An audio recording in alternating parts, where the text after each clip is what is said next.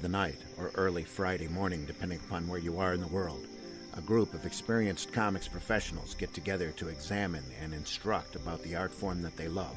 That's great comic artwork on Comics by Night, Fridays at 5 a.m. Eastern, here on the Indie Comics Network, indiecomicsnetwork.com. What was that? This is not a charade.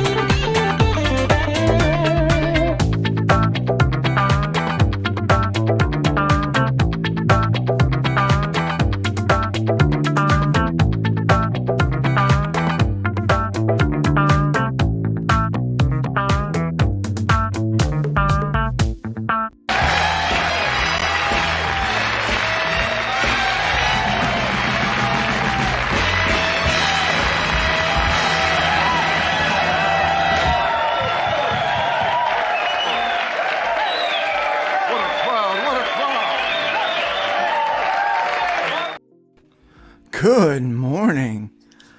Good morning, Bacon Nation. Wow, what a good day it is. It's beautiful out. Speak for yourself. We got smoke. Oh, that's right. That's Canada is on fire. Yeah. And they're sending their smoke down to the They sure are. Them northeast. crazy Ontarians need to get their fires put out. We're sending people, though. We'll get it done. Yeah. They're They'll get crossing taken the care of. border as we speak. Held up at customs. You know how it goes. Yeah. World gets a little smaller when things are on fire, doesn't it? Yeah. Hazier. A little hazier. Yeah, a little hazier. A little hazier. Randy, how was your week, man? So far, so good. We'll see how it goes. I've been pretty productive. Good. Been adapting that story for Russ. It's been a blast. Nice. Having a Yeah, ball. it's been a pretty good day here as well. Welcome, Pedro. Hey, Pedro made Pedro. it. Welcome. Pedro. washing machine troubles. Can't hear it. Machine Troll. Yeah, it's just Yeah. like it's making an awful sound, and yeah, Can't hear that's it. why I wasn't like early. How you guys doing? Good, Not good. bad, man. You? Yeah. Yeah, I'm doing awesome, dude. Lots of work. Sweet. Yeah. Spreading the FMC word, man. Like You really are. We did a number yesterday on pontificators for you. For the I site. caught a little bit of that. Thank you. Yeah. That I'm telling you, it is the fans of the website that are making the website Yeah. what it is. It really is. I mean, Yeah, it's dude. which that's kind of something I want to talk about today. We'll save that for a little bit Yeah. later. But I remember the old days. You know, I come back from the underground music movement. Yeah. And so we had a lot of Parallels. Yeah. yeah, a lot of parallels to kind of indie comics a little bit. And one of the things we had was a street team, and so I want to talk about kind of some of the stuff we did there and kind of how we can, maybe how indie creators can use the idea of a street team to kind of go nuts. I think we can do that. So last week it was a really big hit, something that we did. I want to do it again this week. So check this out.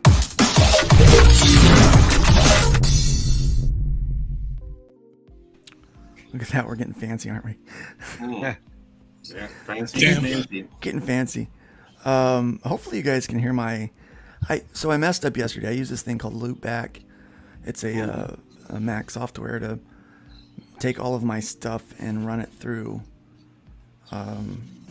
StreamYard. And I accidentally deleted my I don't know what you call it. You set up this whole thing with like all of your inputs and direct it where you want. I accidentally deleted that and had to start over. So, and I also noticed that my voice has gotten stronger. So I had to turn down the gain on my microphone, which is, I'm just gonna take a second to celebrate that. That's a good thing. Yeah.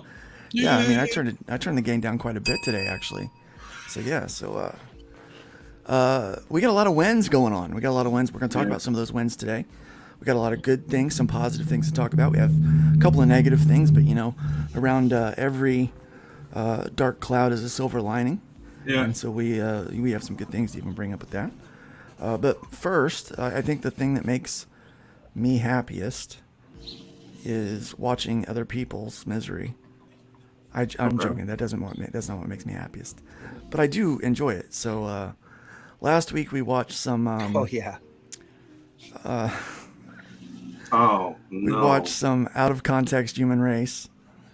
I thought we'd just do that again today. Yeah. Oh man, this one is. Dude, I just think about what would have happened to me if I did that to any of my parental units. Look at the kid. He throws his hands up. He's like, "Oh crap!" He knows, like he messed up, right? Yeah. Like what's going through his head is like he knew he shouldn't have done that. Yeah. Oh man. She's just having fun, just painting. Oh my gosh, what was that? Oh, I'm off the ladder. And there goes that expensive leather couch. Yeah, that kid is up to a dead. milk carton, yeah. That kid is dead. Yeah. I like just watching it and repeat. There it goes. Yeah, well, How's your day going? Better than that. Yeah. My day's going better than that. What is he thinking? There's Oh gosh. That's one of the things, like, don't do drugs. That's how he That looks dude at is the totally end. high. Don't do it, man. I don't know how high you have to be. I partook on the. Oh, I'm sorry. I've never done that. Never heard. I've shot one out the window of a moving box truck. Mm-hmm. I've shot one out of I don't know. I've never shot one out of a body orifice. I did the my whole like school toilet cherry bomb thing. I did that. That's probably how they got all them fires up in Canada. Yeah. Yep. Yep. Like, Oh my God. Oh no. Oh my gosh. I saw Oh, that that's in a not a weave. circus once. That's natural. Oh. Yeah, it's not a wig. That was not a wig. It was not a weave. That is natural. Hey, if that is, Oh my God, dude. let's put it, if that is a weave, that's a really, really tight weave. maybe, That hairdresser deserves a I don't know. This is the thing that I understand, and this is going to sound sexist, but this is the thing I don't understand about women. Because in Panama, when they will on you like that, they call that sauce. So Yeah. once you know how good that sauce is, don't go looking for more. right. After you But get, she give comes her back, that, right? Yeah, she comes back for more. Why would you do that? Like Yeah. you just got whirlwind. Mm-hmm. You just got taken down, and she's gonna do it again. Look, flawless victory. Yeah, dude. Dun, dun, dun, dun, dun, They dun. call that good Ledieron commentary. I salsa. like that flawless victory. I like that. Ledieron salsa. What's That's this what guy we gonna would do? say He's trying to there. figure this thing out. Oh, dude. Oh no, just it's leave not it how it alone. works, man. Oh, Dude, just like a National Yeah, Geographic. there we go. guess what? Oh no. That's Oh what he no. gets. Hold up, young man. Somebody's gonna get Hey, what'd you do there, paid for man? that one. my God. And you get that Look how fire. many cops come after this guy. Yeah, dude, just like a clown car. Yeah, like how many cops are in this car? Yeah. Let's all get out. 1, 2, 3 cops. One around the front, Yeah. one to the Oh, side, man. one to the back. Yeah, it's like they're like velociraptors Yeah, dude. Yeah. coming Clever girl. coming at him. Yeah. Oh, I love this one. Mm, Does the sound work on this? yeah. I think I These get guys it. are. These guys are. Can you guys hear it? Know exactly what's going to happen. Yeah. Oh, Oh I my get it. god. This I know guy, what's oh my god. Oh, what a- Yeah, I knew it. how did you not? How did they not see that coming a mile away? Dude, that's He's but a new that's- guy. Look, he's the that's new guy. camaraderie, man. That's camaraderie, and he took it in stride. That So, is. That's what you do. Obviously, You guys the can new hear the guy. audio, right? Yeah, dude. Yeah. Imagine this happened at a millennial office. Like this would be like HR all over the place. Yeah. Yeah, like, I need a safe space. No, I was ridiculed. the safe space here is Yeah. inside that pipe. That's a safe space. Yeah, dude. Exactly. That's the kind of guy that ends up duct taped to a wall at the end of the workday. Mhm. Yeah. That's New York Yeah, yesterday. Yeah, dude. Oh wow, New York City. New York City. it's beautiful. It looks like Beautiful. mega city. You see, Yeah, like it does. Judge Dredd coming. I am the law. What are they doing? What the? Oh my god. What? Oh. Why did you do that? It's a I think good they're thing. trying to burn their hair off or something. It's That a worked. good thing. That worked some real of well. us- Yeah, that worked. Yeah. Listen to the scream. Dude, She's got a cup of water trying to put out that. Look, it's going to take more than a single cup of water to put that thing That's out. an alcohol fire. Are the flavors blue? Yeah, it's alcohol fire. Yeah. Oh. Literally could have just off themselves there. Really? Well, they really you- could have. It's really hard for him to sit down for a while. I mean, it's a good thing that some of us don't get to reproduce when I see videos like this. Yeah. Oh, there we go. Oh, someone lost his job. Oh, yep. Oh my At god. least one. Yeah. At least one someone's. Yeah. Yikes. I got some comments, a bunch of comments coming in here. All right, let's check.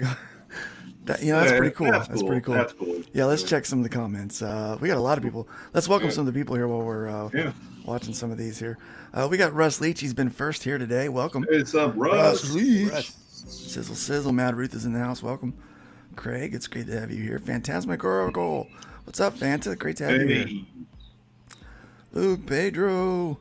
Nice work, Pedro. Watch Art stream this morning. Yeah, Pedro, you were answering the questions. Yeah. Selling the site, man. You are I'm You're the Latino ambassador. I'm gonna do it with an accent. from the now on. Latino ambassador. I'm the Latino. You Am I wanna allowed come to to do that? NFC? Am I allowed to do the accent, or is that cultural Sure. appropriation? Yeah, that's dude. There's none Sure, of that. all right. Here. Yeah, dude. All The right, thing is, like, cool. I'm gonna do it in an accent. Like, when you come to FMC, it's like you're with family, okay? Grab There some you go. I mofongo, love it, Grab a Man, mojito. I loved. So I worked in. I managed this retail store in Logansport, Indiana. Yeah. 51% of the population was Hispanic, documented. Sweet. I have to say documented because it was much more than Yeah. that, but that documented. And man, just the Hispanic community, they were like they treat everybody like family. Yeah. Like there was no white, black, Mexican. It was, are you cool or are you not cool? Yeah. Are you gonna call INS or are you not gonna call Ah. INS? Like that was the thing. It's like, Yeah, I mean, Do but you care? that's a sensitive question, you know, like that Right. should be asked. But the only Yeah. difference, I think, like in Latino, when Latinos are happy, when Latinos get mad, it's different. But when Right. Latinos and are happy, the only difference between people is who has eaten yet. That's the only Yeah. difference. Have you eaten? yeah, have you eaten yet? Yeah. Yeah. Come God, down dude, I went to a cookout. They had a cookout. here. And I was like, they're like, hey, we're having a cookout. They was like, but I don't get off for like 5 hours. They're like, we'll still be going. I'm like, what do you mean we'll still be going? They go, like, it'll be going. They were in that cookout till like 2:00 in the morning. They only stopped eating because they ran out of tortillas. Mm-hmm. Like that was it. They ran out of tortillas. They put the food away.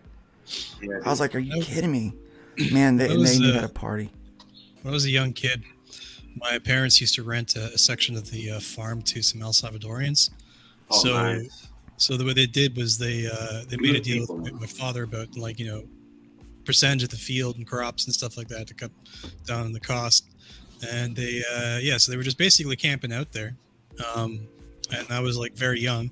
I'd go out and I'd hang out with the El Salvadorians and stuff by the bonfire, and they'd be doing the same kind of cookout thing, and fresh vegetables right off the farm, tortillas like right on the like a grill, like on top of the fire. It was great, man. Oh, nice.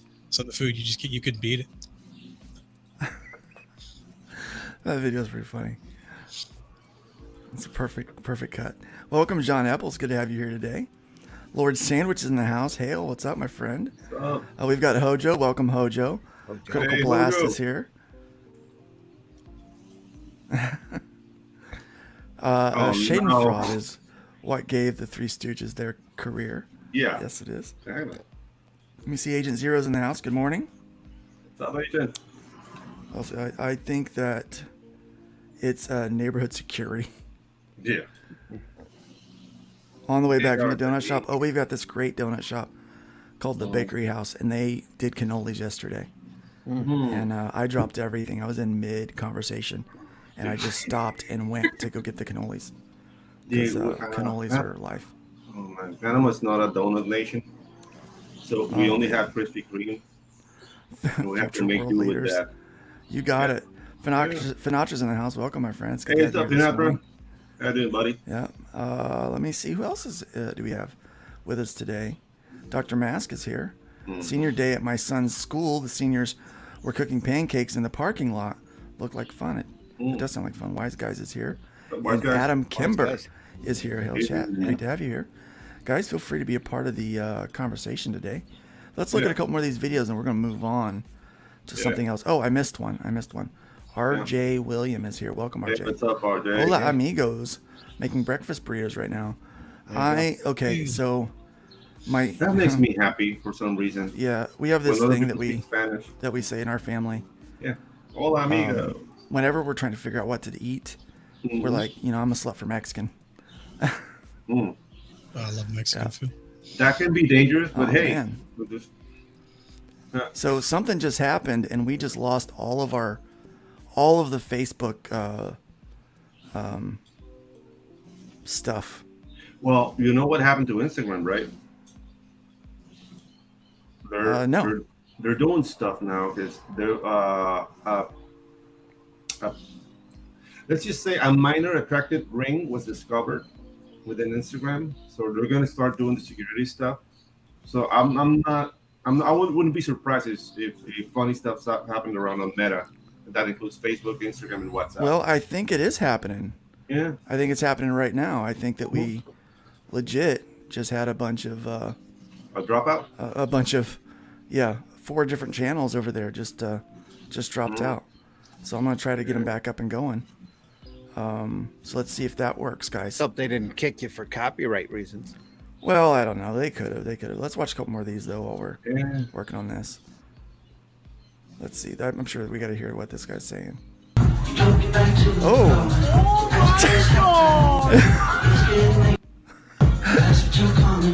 She's had a few drinks. No. That drinks only don't do that. Okay, there's a new drug down here called Tulsi, and it's a pill. Oh. I don't know what's going on. He gets in the car and he's chasing him. Oh my god! Wow. Okay. That's okay. Future leaders right there. That's an evolution. Yeah, it's an evolution of the game. But there's no chance. Show you how to putt it? You can't. Okay, is this like Happy Gilmore or what's happening here? There's no you chance. There's no chance. Yeah, show me how to do it. Oh, he does it. He does it. Oh my god! Oh no! Like a boss. Like a boss. Dude, that guy. I love is rough. stories like that. There's no chance. Show you how to putt it? You can't. He brings his ball back. Because there's no chance, eh? Oh my God, that's like dropping the member on the table right there. There you go. That is. Like, let me show. Like this guy, I'm telling you, Mm. Yeah, He show got me how laid to that- do it. doesn't He even got like laid that hardly no setup. Yeah. Look at that. Bam. Dude. Oh my gosh, that's a baller move. I don't know why. I enjoy this kind of like. As an adult, I Yeah, can you get should behind laugh that. at this, but yeah. Sorry. Oh my Sorry. gosh, Funny. this is funny. Oh, well, let's get into some news, guys. So say. Check out this handsome guy. Uh-huh. People on the move. Sean Bryce to Senior Director of Sales at IDW. IDW is really making some moves, aren't they? Way to go. So here's another good hire. IDW has hired Sean Bryce as its new Director of Sales. Bryce is comics veteran who started his career as Trade Sales Coordinator at Dark Horse in 2013.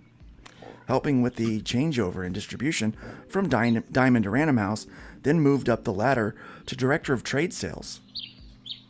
He moved to Humanoids January 2022 as VP of Sales and Yes. Marketing. How'd that work out?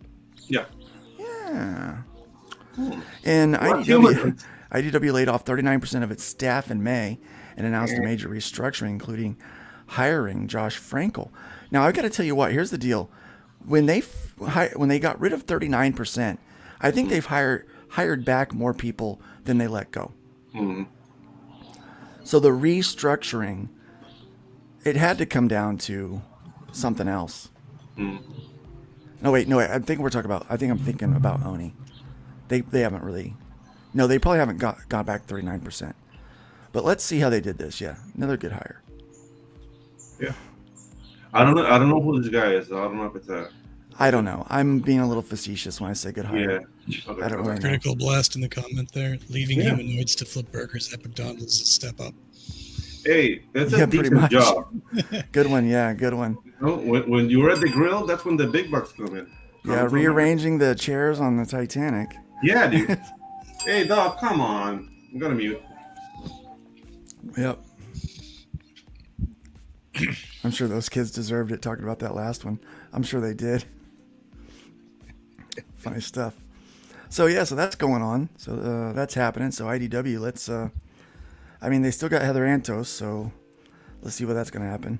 In other comics news, the small press Microcosm has announced two new hires. Annalisa Sandstrom, formerly Associate Director of School and Library Sales and Marketing for Chronicle Books, is joining the sales department with the goal of increasing Microcosm's library presence, and Abby Rice, who is leaving her post at manager at the LGBTQ plus bookstore Title IX, to become Microcosm's new marketing supervisor, responsible for their newsletter, Kickstarter's website, and social media. Were these people working in the Soviet Union? Like this like titles. Associate Director of School, Library, and Sales. Well, we Oh, mentioned but libraries. Tovarish. Hopefully we don't upset. It's Yeah, got to sound Nick this official in week. order to justify what little salary they get. Yeah. Ugh. I get So- real nervous whenever I see libraries and LGBTQ in the same paragraph. Yeah, dude. It just makes me nervous because we're going to talk about something else this morning. Oh boy. Right now, actually, we're going These to talk people about. need a holiday in Cambodia. Really? This goes back to what we've been talking about with Oni Press for months. Comic Book Legal Defense Fund booksellers, librarians challenge Arkansas law. Yep. So the Comic Book Legal Defense Fund, American Booksellers Association, American Library Association's Freedom to Read Foundation, all of those organizations, plus Arkansas's booksellers, libraries, and individuals have filed a challenge to recently passed Arkansas law on the grounds that it is vague, impractical, and unconstitutional, according to a statement by Allison Hill, CEO of the American Booksellers Association. The law makes furnishing a harmful item to a minor a Class A misdemeanor. As Hill explained in the statement, Arkansas's independent bookstore members could be charged with a misdemeanor for the first offense or felony for the second offense for selling, displaying, or marketing, I think it means illegal, materials in their own in their own bookstores. It is impossible for a bookseller to know the content of every book in their store and impossible to define harmful for everyone. They do touch back. Remember, we talked about the Conan book. That was a free comic book day, and how the bookshop owner was like, when I read it, I couldn't believe what was in it. I thought, sure, Conan could go there. It was meant for all ages, but the content was not appropriate. We're talking about, statue penises going to door locks looking like vaginas. Yep. Here's the thing. Retailers don't have time to read every page of every book, and copies for this particular series are all across the country, hiding in the cheap bins like ticking bombs, waiting to explode in the wrong hands. So retailers don't have time to read every page of every book, and copies we don't have of time to do our job. this particular series are all across the country, hiding in the cheap bins. Like they know how well it already sells. Like ticking time bombs, waiting to explode in the wrong hands. Yeah. This all ties back to publisher responsibility, though. Bingo. They should Ring hire your a bell. Mexican. Like, if you hire a Mexican and say, like, okay, your job is to read every book and we'll pay you something, he'll do it. And he'll say, no, not this one. That has penises in it. Like, they don't want to read every book. See, all that ought to be tied back to the publisher. Yeah. It should. And here's another case of this. When this kind of question pops up, they ought to be suing the publisher. Yeah, not the yes, library. the library, the bookseller might get into some trouble, but really it all comes back on the publisher for mislabeling or mismarketing the book. Yeah, exactly.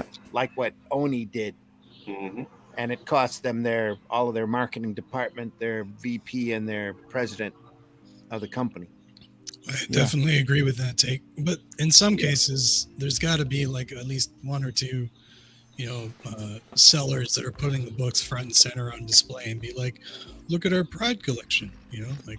Yeah, I mean, well, that's because that's what they're programmed to do. Yeah, but they should have enough.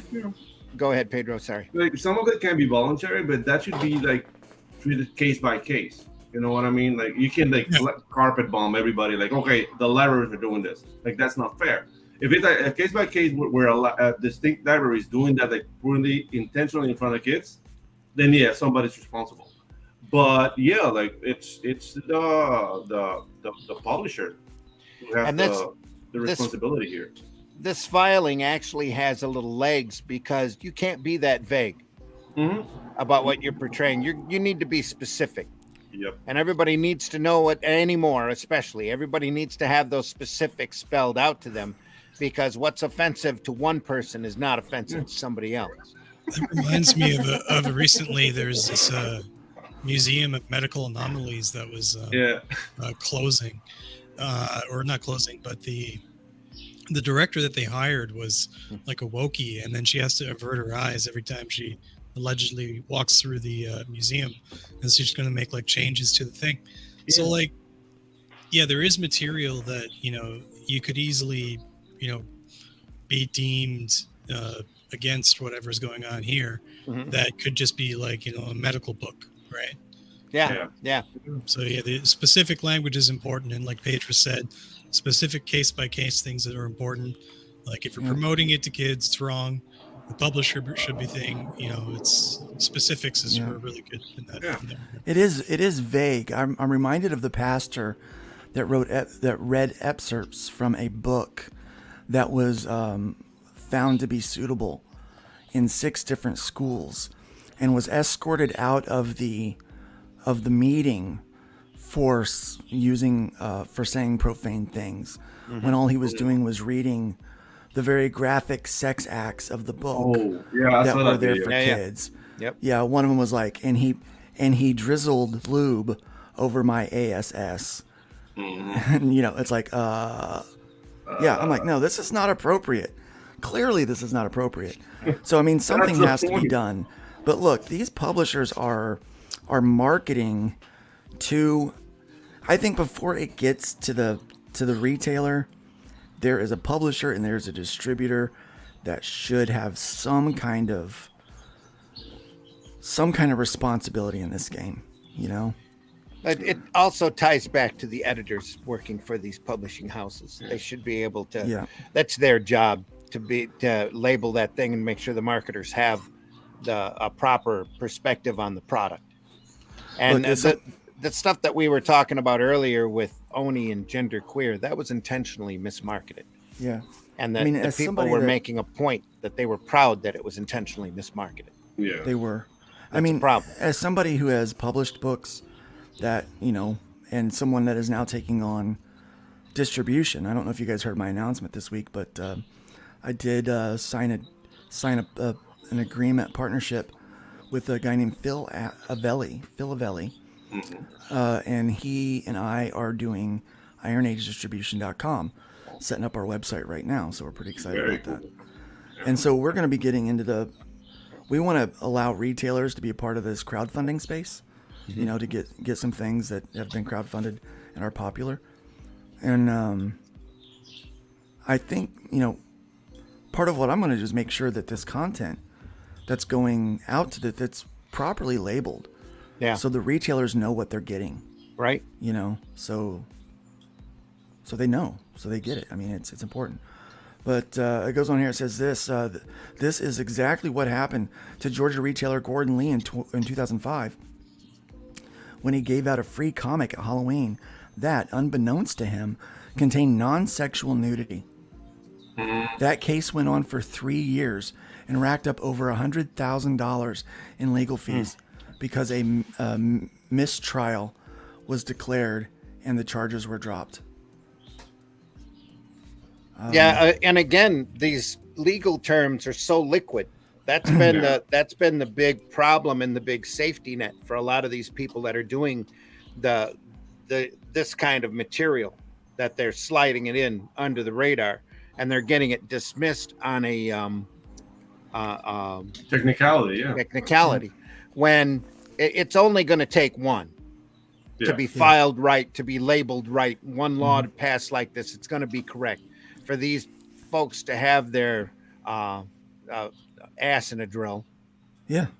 and or in a vice, and they'll learn, and Yeah, it's going to they'll take a get couple of there. these test cases. And I, for one, can't wait for them to happen because there needs to be labeling on these kind of products, and it's a shame now that we have to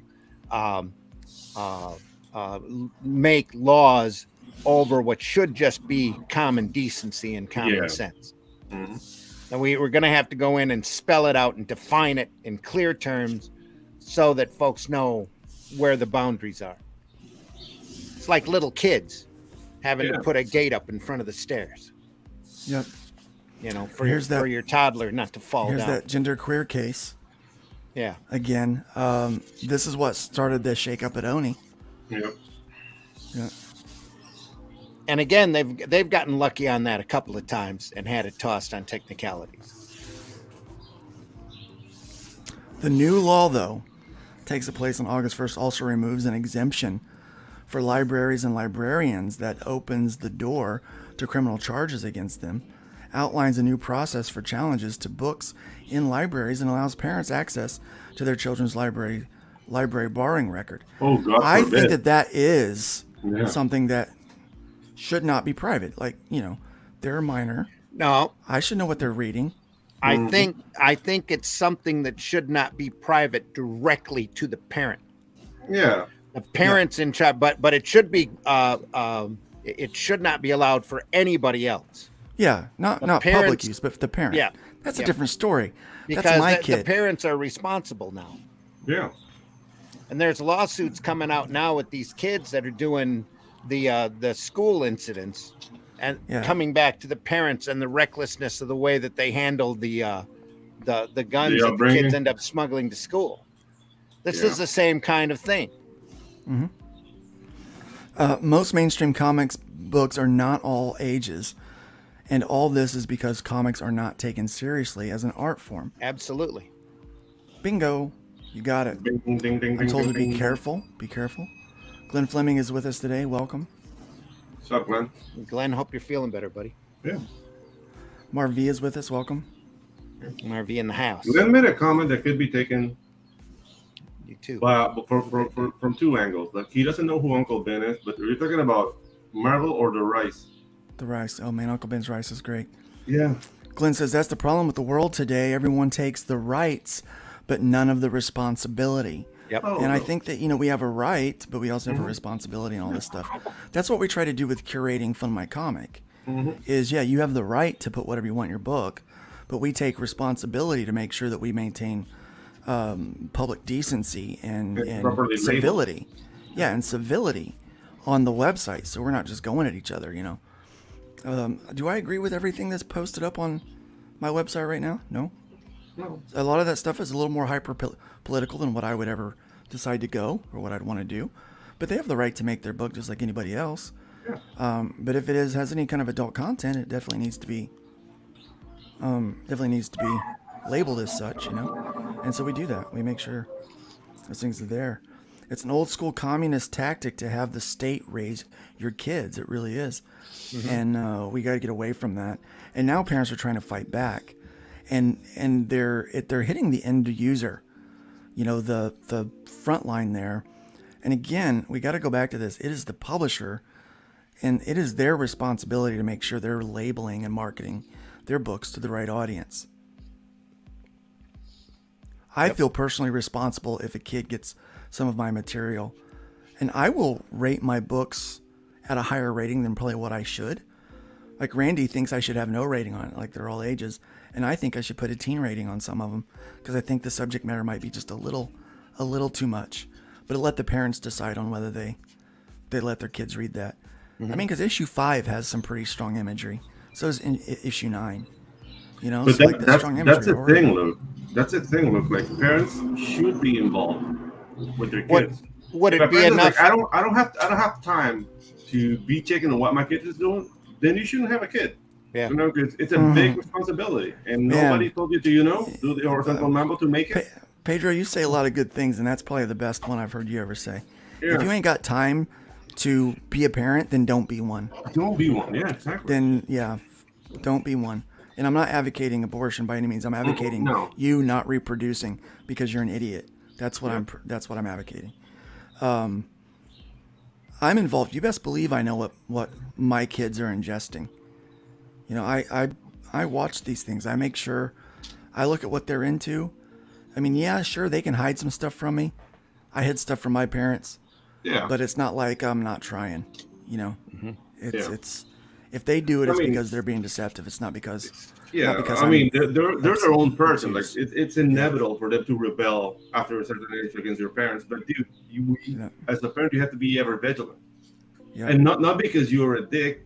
It's just like you're not his friend. You're his guidance. You're the one who loves Right. it. And the thing is, like, the world will never love your kid the way you love it. So if he behaves a certain way and you condone it, when he goes to the street and behaves like that, he's gonna get shot in the face, and it's all on you. Yeah. Well, this You is know- almost a class action. Like a lot of people Yeah, dude. coming up against this. I don't. They might get a judge that's going to knock it down. I think they'll have to redefine what harmful is. Yeah. It needs to be done anyway. Anymore, it does, yeah. does. You would before you just would know better, Yeah. Yeah. but now I now think you all of gotta this stuff needs to yeah. be defined and I think What an age sex we live acts in. visually or verbally discussed. I mean, that's the rule that we have on Fun My Comic. No sex acts, either visual. The bank told us that. The bank said, just don't have any sex acts on the campaigns, either visually or in descriptive language. None of that. And no aggressive language, or harsh tone, things that could be considered, there's no need to put people down in order to sell a book. Right. You know, that like you don't have to do that. And so, you know, when we put those guidelines in place, that's what keeps us safe with the banks. It's what keeps us safe with our other partners, and that's why we have what we have there. Of course, people are going to try to push the boundaries, but it's my responsibility as a site owner to say no, no, no, no, no, no. Roll it back in. You know, there's a book on there. You know, they snuck in about 3 F-bombs. I'm like, oh, we gotta boink and zonk those things to 1960s Batman hell. I have a question as an exercise, Luke, though. Sure. For example, if you make a book that is historically charged, say you're making a book about the Armenian genocide, the Turks will look really bad on that story, no matter how you put it. Sure. How to go about and fund my comic if you're going to make a campaign about that historical event in comic book form? Well, you don't have to. You don't have to. You don't have to use bash. derogatory language. Yeah, you don't have to Right. use harsh derogatory language Yeah. like those. You know, you don't have to insult them to have it be a thing. It's kind of like we've got this card game by Incel Riot Yeah. up there. That's Virtue Signal. It's very tongue in cheek, and it's very parody. Yeah. And they call it a parody, and they stay within the realms of parody. And they go at both sides on there. They do, you know, they've got their Deplorables expansion pack, which is hilarious. I'm like, ooh, I know one of those guys. One of the things you can play as. And but they do it in such a way to where it's being, you know, kind of tongue in cheek, and they're not. Yeah, it can be considered insulting, but they're not being outright insulting. Gotcha. You know, except for like kind of in like a playful way. So they're not, you know, they've done it very tastefully. And so, yeah, they made it through the approval process, because it's like, well, yeah, you know, like people are not going to like it Yeah. regardless. I mean, obviously it was banned off of the other platforms, and they might not. I mean, I think even some conservatives won't like it, because, you know, they take shots at the absurdity of the right as well. Yeah. Like, And I think that's the what thing, we've like, lost. Go ahead. no, like some people have a hard time laughing at themselves, and They really do. That's something that we all need to work at. Yeah, we all need to work at that. Let's talk about this, though. Check out this. This is a little shop here. This is ran by this guy here. This gentleman is 89 years old. His name is Lou Wee Kuhn. He is possibly the oldest comic retailer in the business, and he certainly runs one of the smallest stores.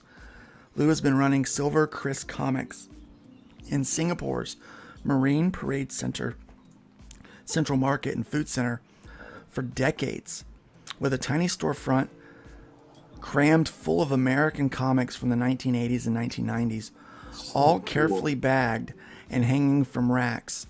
Lou is serious about finding the right comic for each customer, and the price is right at $5 Singaporean dollars, which is about $3.70 US dollars, or 3 for $10.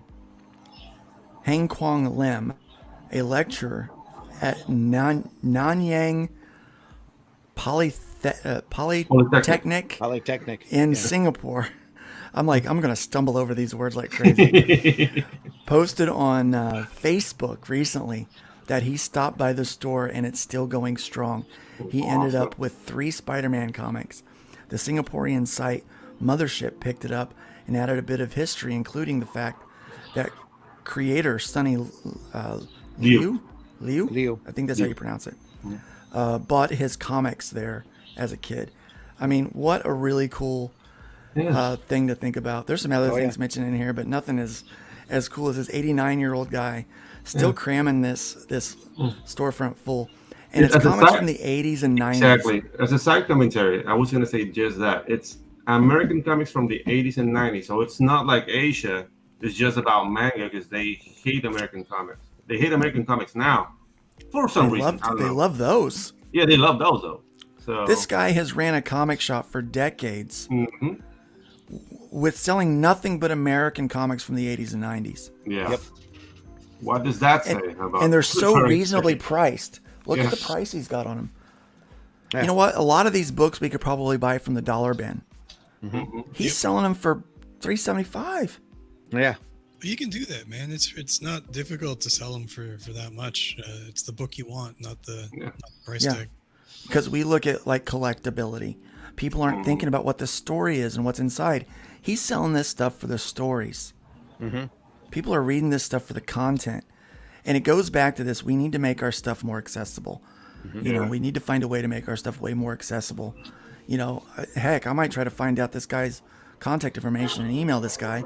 Say, hey, how can I get some Arrow books over there for you? You know, That would be so cool. yeah, let's get some Arrow books set up in your store. Let's get some Singaporean kids reading, Paragon and Hybrids and Chrome Dog and Soltac. You know, let's get them, this good stuff. You know, let them get some good Euro content. bundles. Yeah. Yeah, Euro get 'em some bundles, stuff yeah. over there. But yeah, so I thought that'd be something Yeah, fun to but, share today. I mean, with what you're doing with Iron Age, that possibility is open. Oh, it We really just need is. to find like the fulcrums in Asia and Europe and Australia, which I mean, there's already people consuming our books Yep. in all those places. We just need to find somebody who is interested in making some money in those places. So yeah, dude, like this is very exciting. Randy, I'll let you read this one for me. Read this one first, and then Do you want me just to read what you've highlighted or what? Yes, please. Yeah, and then we'll read the other section. All right. Disney has removed 30 shows from its Disney Plus service to allow writing off their production costs, according to the Hollywood Reporter. Some of the shows pulled include The World According to Jeff Goldblum, Why the Last Man, and Willow. See their previous article. The company is expected to write down $1.5 billion in losses related to the shows in their fiscal third quarter. Yeah. Disney is trying to cut some losses. Well, Disney is in huge trouble because they're not making anywhere close to the money they're spending. Is a problem. So now they're having Bingo. to backtrack, especially on their streaming service. Yeah, bingo. They're forced to do some things. So I thought that was pretty interesting. Yeah. That You can only fail so this much. removing the shows. Well, it's really called creative bookkeeping. Am I still you here? take them You're off still of there and you throw them onto other channels or whatever, and you're able to write them off your taxes to a certain extent. Now Luke just popped out, so we'll just keep going. But a lot of these shows are pretty much shows that nobody asked to see in the first place. I mean, You who know, wants so- who wants to watch a Willow remake when you can you watch the original and it's a gem, right? When Yeah. Luke said it. And then you get this god awful tragedy, whatever the hell it is. The reboot or any of the other crap that they're making nowadays. So there's so much of that stuff out there. It's just unwatchable. You try to watch it. It's such a low level of, well, in my opinion, just trash.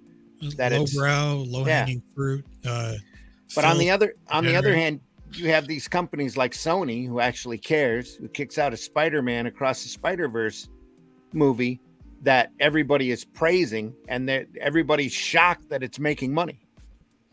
which is 120.5 million it made in its opening weekend. A And 3-day, domestic. a 2-day weekend, Yeah. not a 4-day or 3-day, not a 4-day like what we had last weekend. So this is the biggest opening of the year, topping Guardians of the Galaxy 3, which grossed 118.4 million in its first weekend. Also a solid product. Yes. It's really evidence that it's not the superhero genre that's failing. It's the talent working the superhero genre that's failing. Because you'll get some great gems like this. I'm sure I haven't seen this movie. I want to see it, but I saw the first one. The first one was phenomenal. And they say the second one's as good, if not better. So good on them. Have you stopped putting self-inserts into stuff and stop pushing woke agendas and stop with the general overall nonsense and get back to the storytelling and writing good content and producing good content and hiring the best artists? You're going to come out with something great. Yeah, And making the Sony's best entertainment you can. exactly. And like this is like an everyman story. Like of course it's going to sell very, very, very well, right? The first one did great. This one's going to do great as well. I haven't seen it. I'm going to check it out eventually. But yeah, Well, the key thing with the first one is Sony didn't put a lot of stock in it when they made it. They didn't think it was going to do a whole lot, so they let these people be creative. And the cartoon or the animated film is amazing, and it's really not just a homage to Spider-Man, but the entire comic book sequential art system in general. I mean, they tie in a lot of comic book tropes and imagery into the story as part of the tone and the atmosphere around these characters, and it's just a joy to watch. Yeah. It really So I'm is. sure the second one's just like that because they don't want to screw with a money-making formula. well, we hope anyways. Yeah, we hope. Yeah. So at 120 million, this is the largest grossing animated film Ever. and the third largest Spider-Man film, including live action. Yeah. Is this accounting with inflation? No, Okay. I'm sure it's not. I'm sure it's not. In contrast, we had The Little Mermaid last weekend on a 4-day weekend that made 118.8 million. So I saw the best meme the other day on this one where there's the old Amazing Spider-Man movie with what's his face? Not Tobey Andrew Maguire? Garfield, the other one. Yeah. And he's got, the scene where he's got the train, right? And he's trying to hold the train back with his hands. Well, Yeah. they just pop that out and put it between her two eyes. Oh no. It's Poor, really- poor girl, man. Like, she doesn't really deserve that amount of flack. Like, I get it. that Look, she's he a was pretty like, "That's girl, not man." Yeah, it's not fair. I mean, yeah, people need to lay off the eyes. Yeah, she's got wide set eyes, but man, she's pretty. Okay, Yeah. there's nothing wrong with this actress. She's got a beautiful voice. She's a pretty gal.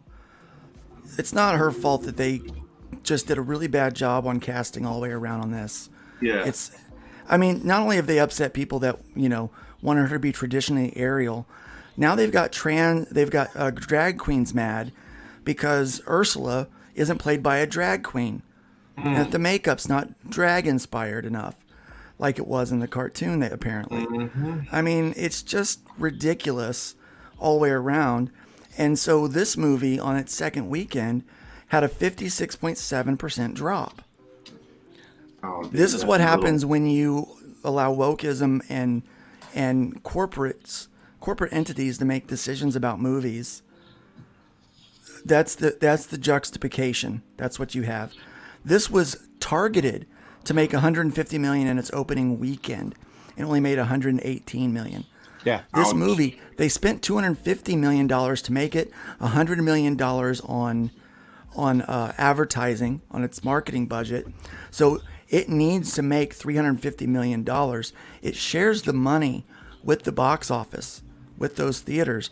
So it needs to, in the box office, do 700, let's just say 750 million is what it needs to break even. And it is not on track with a 56.7% drop from the opening weekend to the second weekend. This movie is going to be a massive failure for Disney, on top of many, many massive failures they're already having, which is why they're dropping 30 different shows off of Disney Plus so they can cause a write-off.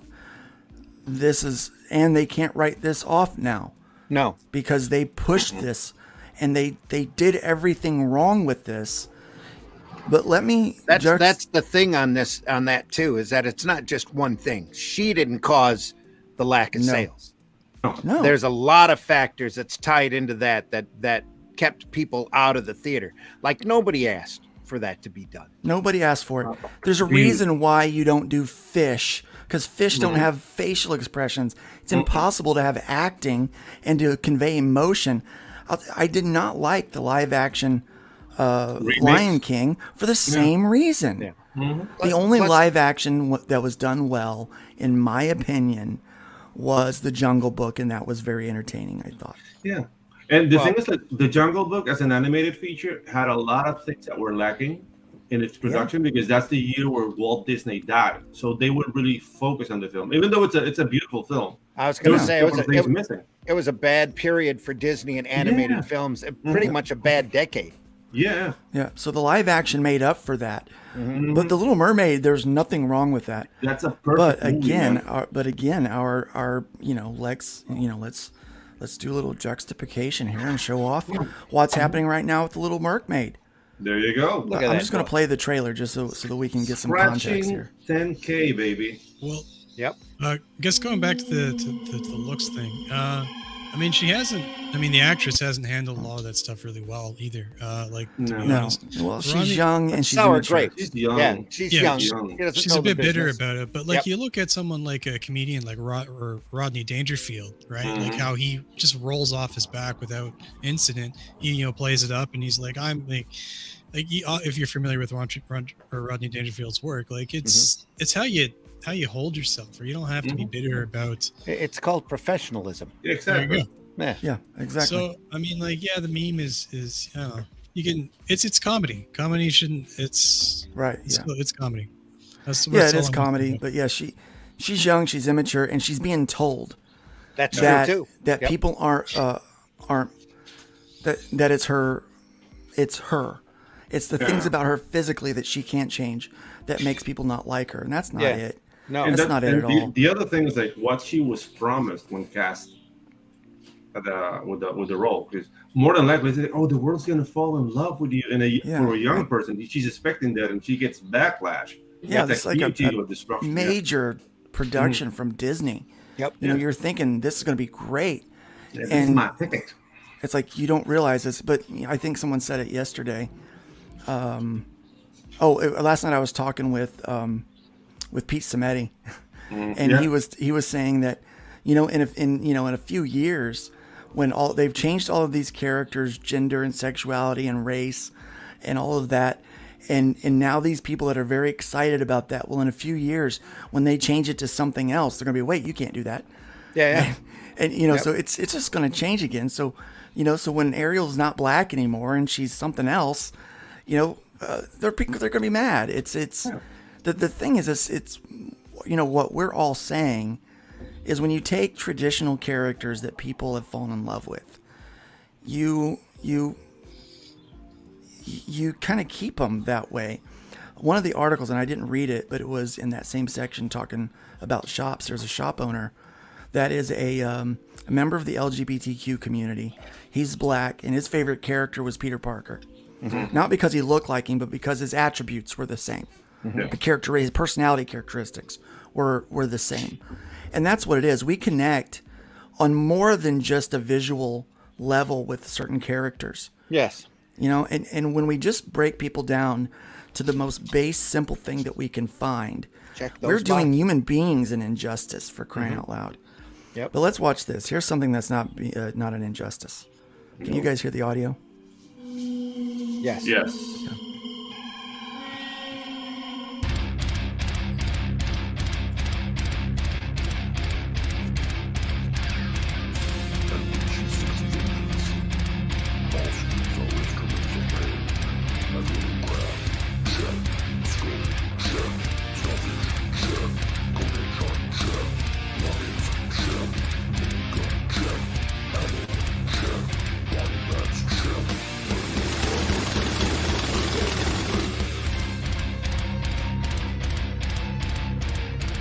That is some cheesecake goodness, my friends. Oh yeah. I'll tell you what, hot chicks with guns, you got me all day long.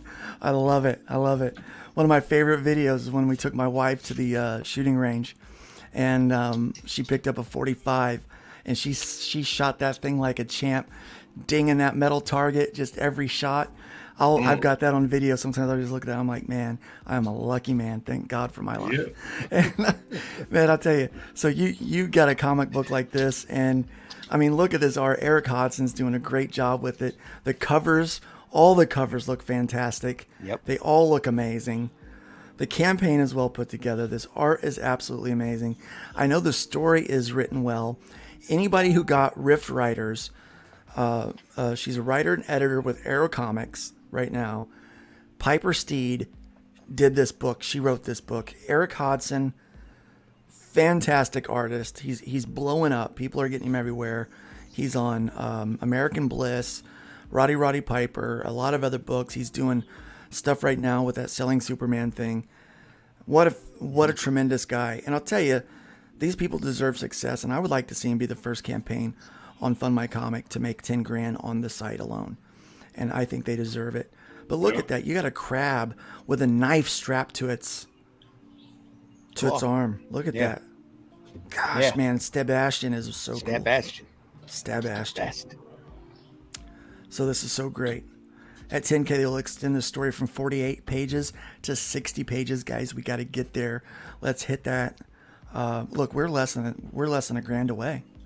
Yeah, we're less than $1,000 away from that. Oh yeah, so close. Back to some news. All right, labor. Yeah. Gosh, supply chains might be get hit, guys. Labor action shuts down West Coast port terminals. Workers at the West Coast port staged an informal labor action beginning on Friday that caused shutdowns of terminals at major ports and slowdowns at others as negotiations continue on a new contract between port operators and the International Longshoremen Warehouse Union. What's that? Did these guys want to make Texas the center of the U.S.? No. Here in the article explains why they feel like this is important. Okay. Yeah. Okay. So the Pacific Maritime Association, which represents West Coast port operations, released a statement on Friday reporting the action. Today, the ILWU is staging concerted and disruptive work actions that have effectively shut down operations at some marine terminals at the ports of Los Angeles and Long Beach. The union is also staging similar work actions that have shut down or severely impacted terminal operations at the ports of Oakland, Tacoma, Seattle, and I can't pronounce this word, Hueneme. Thank you. Hueneme. Negotiations on a new contract which will cover over 22,000 workers at 29 West Coast ports have been ongoing since May 2022. Members of the union have been working without a contract since the old one expired in July of 2022. Okay. Man, they've been working without a contract for a while. Yeah. Union President Willie Adams emphasized that negotiations are continuing. Any reports that negotiations have broken down are false, he said in a statement. We are getting there, but it's important to understand that the West Coast dock workers kept the economy going during the pandemic and lost their lives doing so. We aren't going to settle for an economic package that doesn't recognize the heroic efforts and personal sacrifices of the ILWU workforce and lifted the shipping industry to record profits. Now, I'm going to say something, and this might come across bad, but I kind of feel like he's overselling what they did. Oh, yeah, of course he is. Yeah. I mean, what they did was great, right? I wouldn't call them heroic efforts. I know people died, but a lot of people died because of that pandemic. Hell, Randy and I almost died.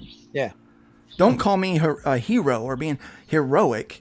I got sick, like a lot of people got sick. They were doing their jobs. I'm grateful they were doing their jobs. They deserve a pay raise. And a year of negotiations without a contract? For crying out loud, that's stupid. Yeah. They did work their butts off, and they do deserve a raise because they did keep things going. Okay. Well, one thing you also have to remember, especially on the West Coast, is that there was a huge backlog because the governor over there made everybody take at least a month off in order to flatten the curve. There was a good 6 weeks to 6 months worth of inventory sitting out in the bay waiting to be unloaded. And they worked their butts off to get that caught up. Yeah. They deserve a raise. And here's what's going to affect us, because this is the gateway for games, books, merch. Only if they're not made in the U.S. They're not made in the U.S., which is the majority of them. On this side of the world. Do you think I don't want to sound selfish, guys, but this is good news to me. It is good news to you. For one simple reason, like the Pacific economy only uses 6% for the Panama Canal. If this thing keeps going, that's gonna go up. So it's more money for us, and then off to the ports of Texas. That's all I'm saying. Yep. And yeah, so give them the raise, dude. I don't want anyone to lose their job, but if this means more traffic to the Panama Canal, that's more money for us. So. Right? Yeah, helps you out. So my grandfather used to be a longshoreman in Montreal, and it's a hard job. So like, these guys do probably deserve a raise and renegotiate their contract. Like, I'm not going to call them heroes, but like it's probably not an easy job. I've never done it myself, and he passed on before I really got to know the gentleman. But it's my mom told me stories. It's a tough gig. Yeah. Let's welcome a couple more people. We got Apex Comics is here. 24 Eyes showed up here for the second half. We've got Hicks Villain here in the house. Welcome. Awesome I name. say Disney should make new material instead of remaking stuff. Hey, Yeah. bell for that. Stuff Dang. sucks too. Their new Yeah, stuff sucks exactly. too. Yeah, it all sucks. It all sucks. Yeah, Apex dude. Comics, did I welcome them already? We got them in the house. Yeah, I did. Welcome. It's good to have you here today. Immortal Rising is here. We got Nicholas Gear, who's also over on Fun Mike. I mean, he was one of the first, in the batch of the first people to make their way over to that new platform. And we do appreciate that very much. TNA, that's all that is. Yeah, well, there's some violence in there, and there's a little bit more, but TNA is not that bad. Not that bad. We know what sells comic books, right? Yeah. Dr. Mass says, I need to get a part-time job to afford all of these. Critical Blast says, I've backed. Yeah. We've got, there's a Roddy Piper book. Yes, there is. Get a hold of Eric Hodson to find out how to get that. It's a really good book. I think they're getting ready to omnibize it. That's the word I want to use. That is the correct word. I mean, There might be another edition coming out soon, but Eric would have information on that. Yeah. Yeah, flatten the economy. Yeah, Apex says give them a raise. Welcome, Funny Pictures Comics is here. There you go. Yeah. funny pictures. Welcome. It's good to have you here. The movie's kind of based on a short comic called Alien Encounters, #6 story inside, entitled Nada. Yep. Just threw the link up to the graphic novel. Thank you very much. There you are. Moderator today. Appreciate you Tilted very much for Avenger. showing that out. Yep. Yeah. All right. So yeah, that's what's going on. Man, this needs to be resolved. But again, indie comic books, man, most of these are printed here in the U.S. My printer's in the U.S. The guy that we're going to be using to print the on-demand retail store distribution for Iron Age, I talked with him yesterday. I said, how are the prices? Are they going to go up? What's happening? He goes, no. I said, we're fixed. He goes, as long as the page counts stay the same and everything, they are fixed. And I said, very good. I said, I'm happy to hear that. Cool. And he just got diagnosed with COVID, so he's convalescing, trying to get better right now. But yeah, that's good stuff. And he's going to ship out. He gets the orders, he ships out within 2 weeks. The books are at the door. Sweet. So Cool. again, we don't have to worry about writer strikes, which isn't that still going? I don't think that's shut down at all. Nobody cares, really. Well, 2 more weeks. Yeah, it's like the world stopped caring about the writer strike. So after 8 weeks, all of their closeout clauses with the studios will kick in, and a lot of people are going to lose a lot of work. Really quick. Boom. So let's see what happens. Let's Done. see what happens in 2 weeks. Couple more weeks. In the next 2 weeks. So I'm sure the next 2 Nerd Bacons will be fun talking about that. Some more news here from Distillery. They're in the news again. Distillery. So it inks the first look foreign They've rights hired deal. Vanna. They finally hired Vanna. By a Val, folks. Yes. The recently created comic publisher Distillery has signed a multi-year agreement with the French publisher Groupe Delcourt.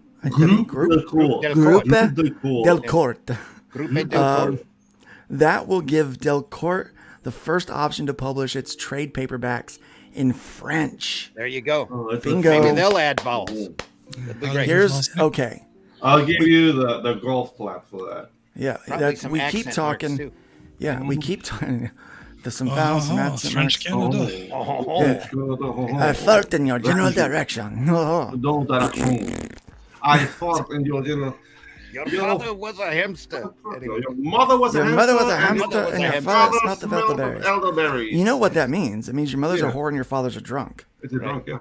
Yeah, elderberries was what the alcohol was made of. Mm-hmm. And so fermented elderberries. And a hamster, that's what you would call an easy woman. Like that was Harlot. a harlot, yeah. So I never knew that for years. And it was my daughter. After we were watching, I was laughing. She goes, "You know why that's so funny, Dad?" And I'm like, "Why?" And I said, "Because if they farted in a hamster elderberries." She goes, "Well, Dad." I get that a lot. Well, Dad. You know, a hamster was what they would call an easy woman, a harlot, and elderberries is what was a primary fermentation for alcohol, and so it meant that your mom's a whore and your dad's a drunk. And I go, that's even funnier. Yeah. And I learned that from my then 18-year-old. I've been watching this show since I was forever. I'm like, I'm stupid. What they pick up from them public school systems. Yeah, all that high John Cleese learning. is my favorite Python man. All that, Yeah, all that online learning. Yeah. Oh, I love that he is not backing off of the Loretta skit for the stage performance of Life of Brian. He's like, no, it's a joke. It's funny. It's one of the funniest bits in there, and it's one of the most relevant bits in there now. Yeah. Yes. I showed that to my wife, and they was like, when was this made? I said, a long time ago, like decades. She goes, that's so far ahead of its time. Like, how could they know that this was happening? Well, here's the thing. It's like we parody, like the absurdity, and the things that we parody is now becoming reality. Yep. Like we're living in a parody. We've parodied ourselves. It's ridiculous. That's why the Simpsons keep predicting the future. Writer strike. Who cares? Yeah. All my work is written in double Dutch. Double Let's look Dutch. at that. Nice. It's kind of like that Babylon Bee thing. They keep trying to make parody news stories, but it just keeps getting true. Yeah. Dude, those are the two most memorable lines from that movie.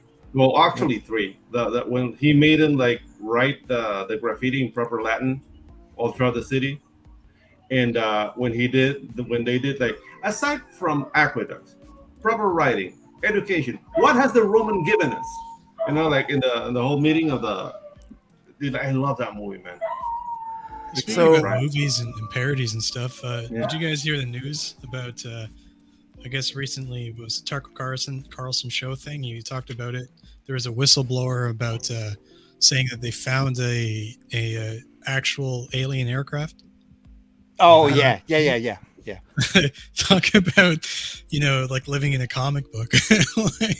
Well, no, that's a whole nother subject for maybe another time. But you go and watch that guy's interview and tell me that he's legit. That's what you. That just I looked at that and then shook my head. There's no evidence there. There's no there. There's no there. Clinton would say. They've even had what's his name, the big scientist Kukaku or guy come up and go, "What? This guy's just talking." Yeah. And he had the government approval to do it.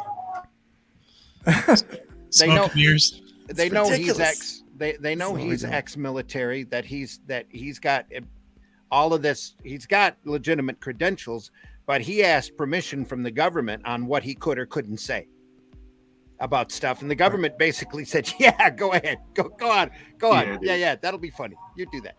Dude, Michio Kaku, dude. That guy, it's such a fraud. Yeah. Well, I feel the same way about Tyson. Yeah. Yeah. So, The best guy's Tyson, lying for the man. Yeah. these guys have science from the 90s that they're being looked at as, at the forefront. So They're thinking, look, the world is so absurd. Maybe if total we lie, psyop. Yeah. maybe if we lie That's about this stuff, we can divert attention a little bit. But back to this. So, Groupe Delcourt is the third largest publisher of Franco-Belgian comics. Yeah. So French and Belgian comics. And I mean, this is what we're talking about here. Finding a way to get our stuff accessible to an international audience. Yep. It's not that they prefer manga, that they're going to always prefer manga over U.S. comics. They prefer good stories over the current U.S.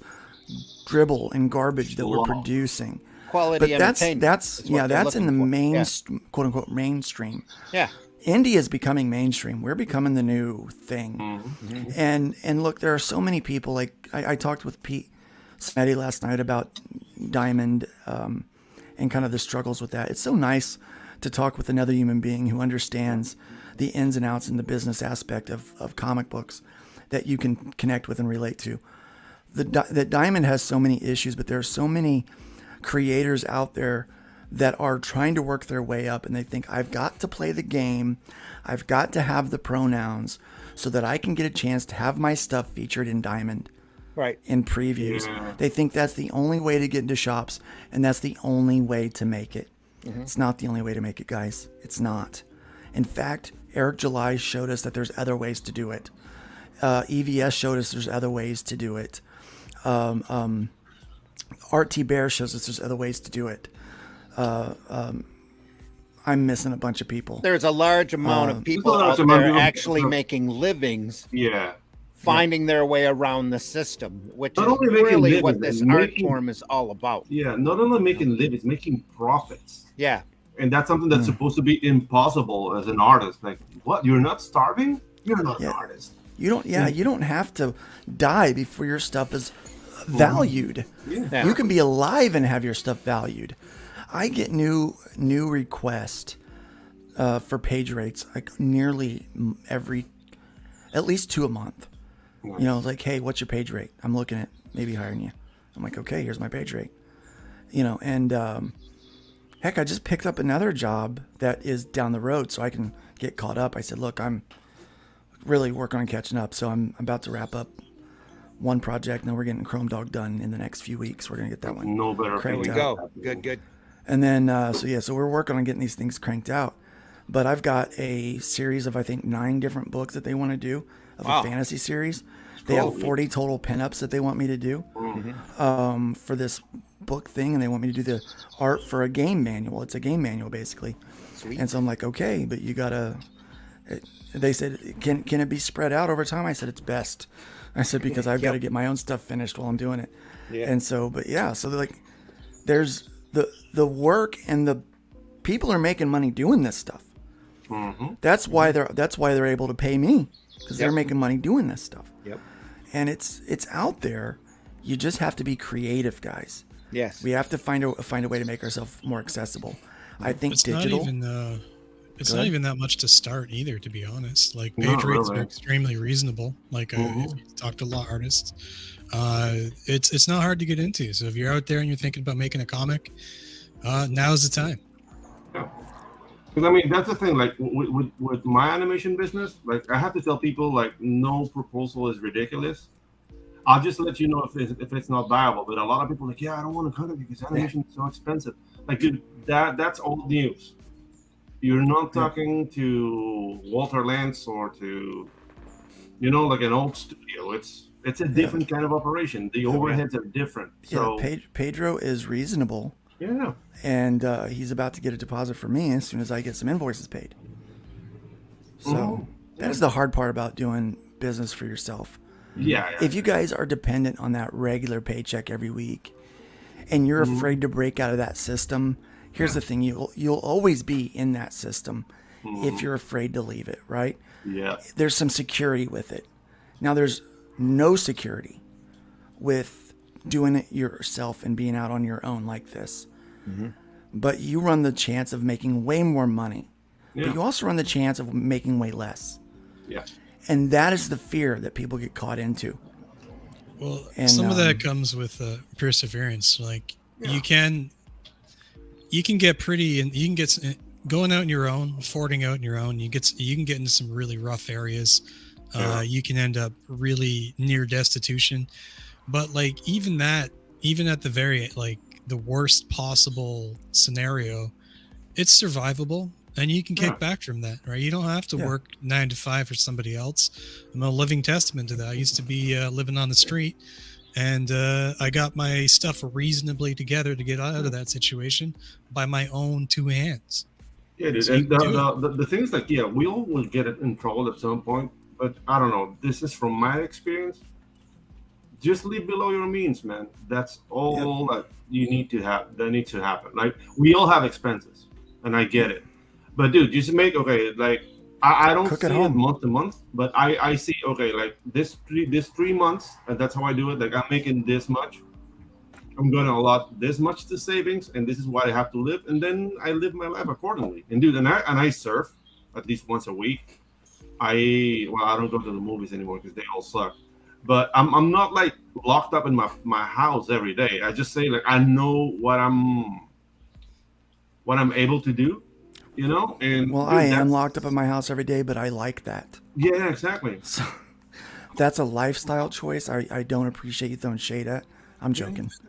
Yeah. I don't have feelings to hurt. So, I mean, if I had feelings, they might get hurt, but I don't. Yeah. But following your dreams isn't for the faint of heart, says John Apple. You're absolutely right. And Hojo says that people are always asking all the time where he got his trailer animated. Yeah, just send them my way, man. Yeah, absolutely Send them great. my way. But yeah, Like the plate is busy, but there's always room for more. Yeah, Grey Wolf Graphics. It's my channel. It's Paid Rowing on YouTube. Just get there. There are 2 classes there. I'm working on more, and I'm gonna work on 4 classes until I start live streaming. And I think the live streams are gonna be Thursdays at 6 p.m. But I'm gonna let you guys decide which would be like the best day for you. Because then I'm gonna do private classes, but that's like step 2. But the live streaming, you can learn how to animate. If you want to go more in depth, then there's gonna be like private classes in groups of 8, but that's behind a paywall. So I'm just like working the kinks on that. But yeah, sorry for the interruption. that's all right. Yeah, we need to find more ways to make ourselves more accessible. I think digital is coming back. I think most people want print. They like the feel of the print book in their hands. So I'm working on finding ways to partner up with printers that are overseas that can ship out books for me in bulk to different locations.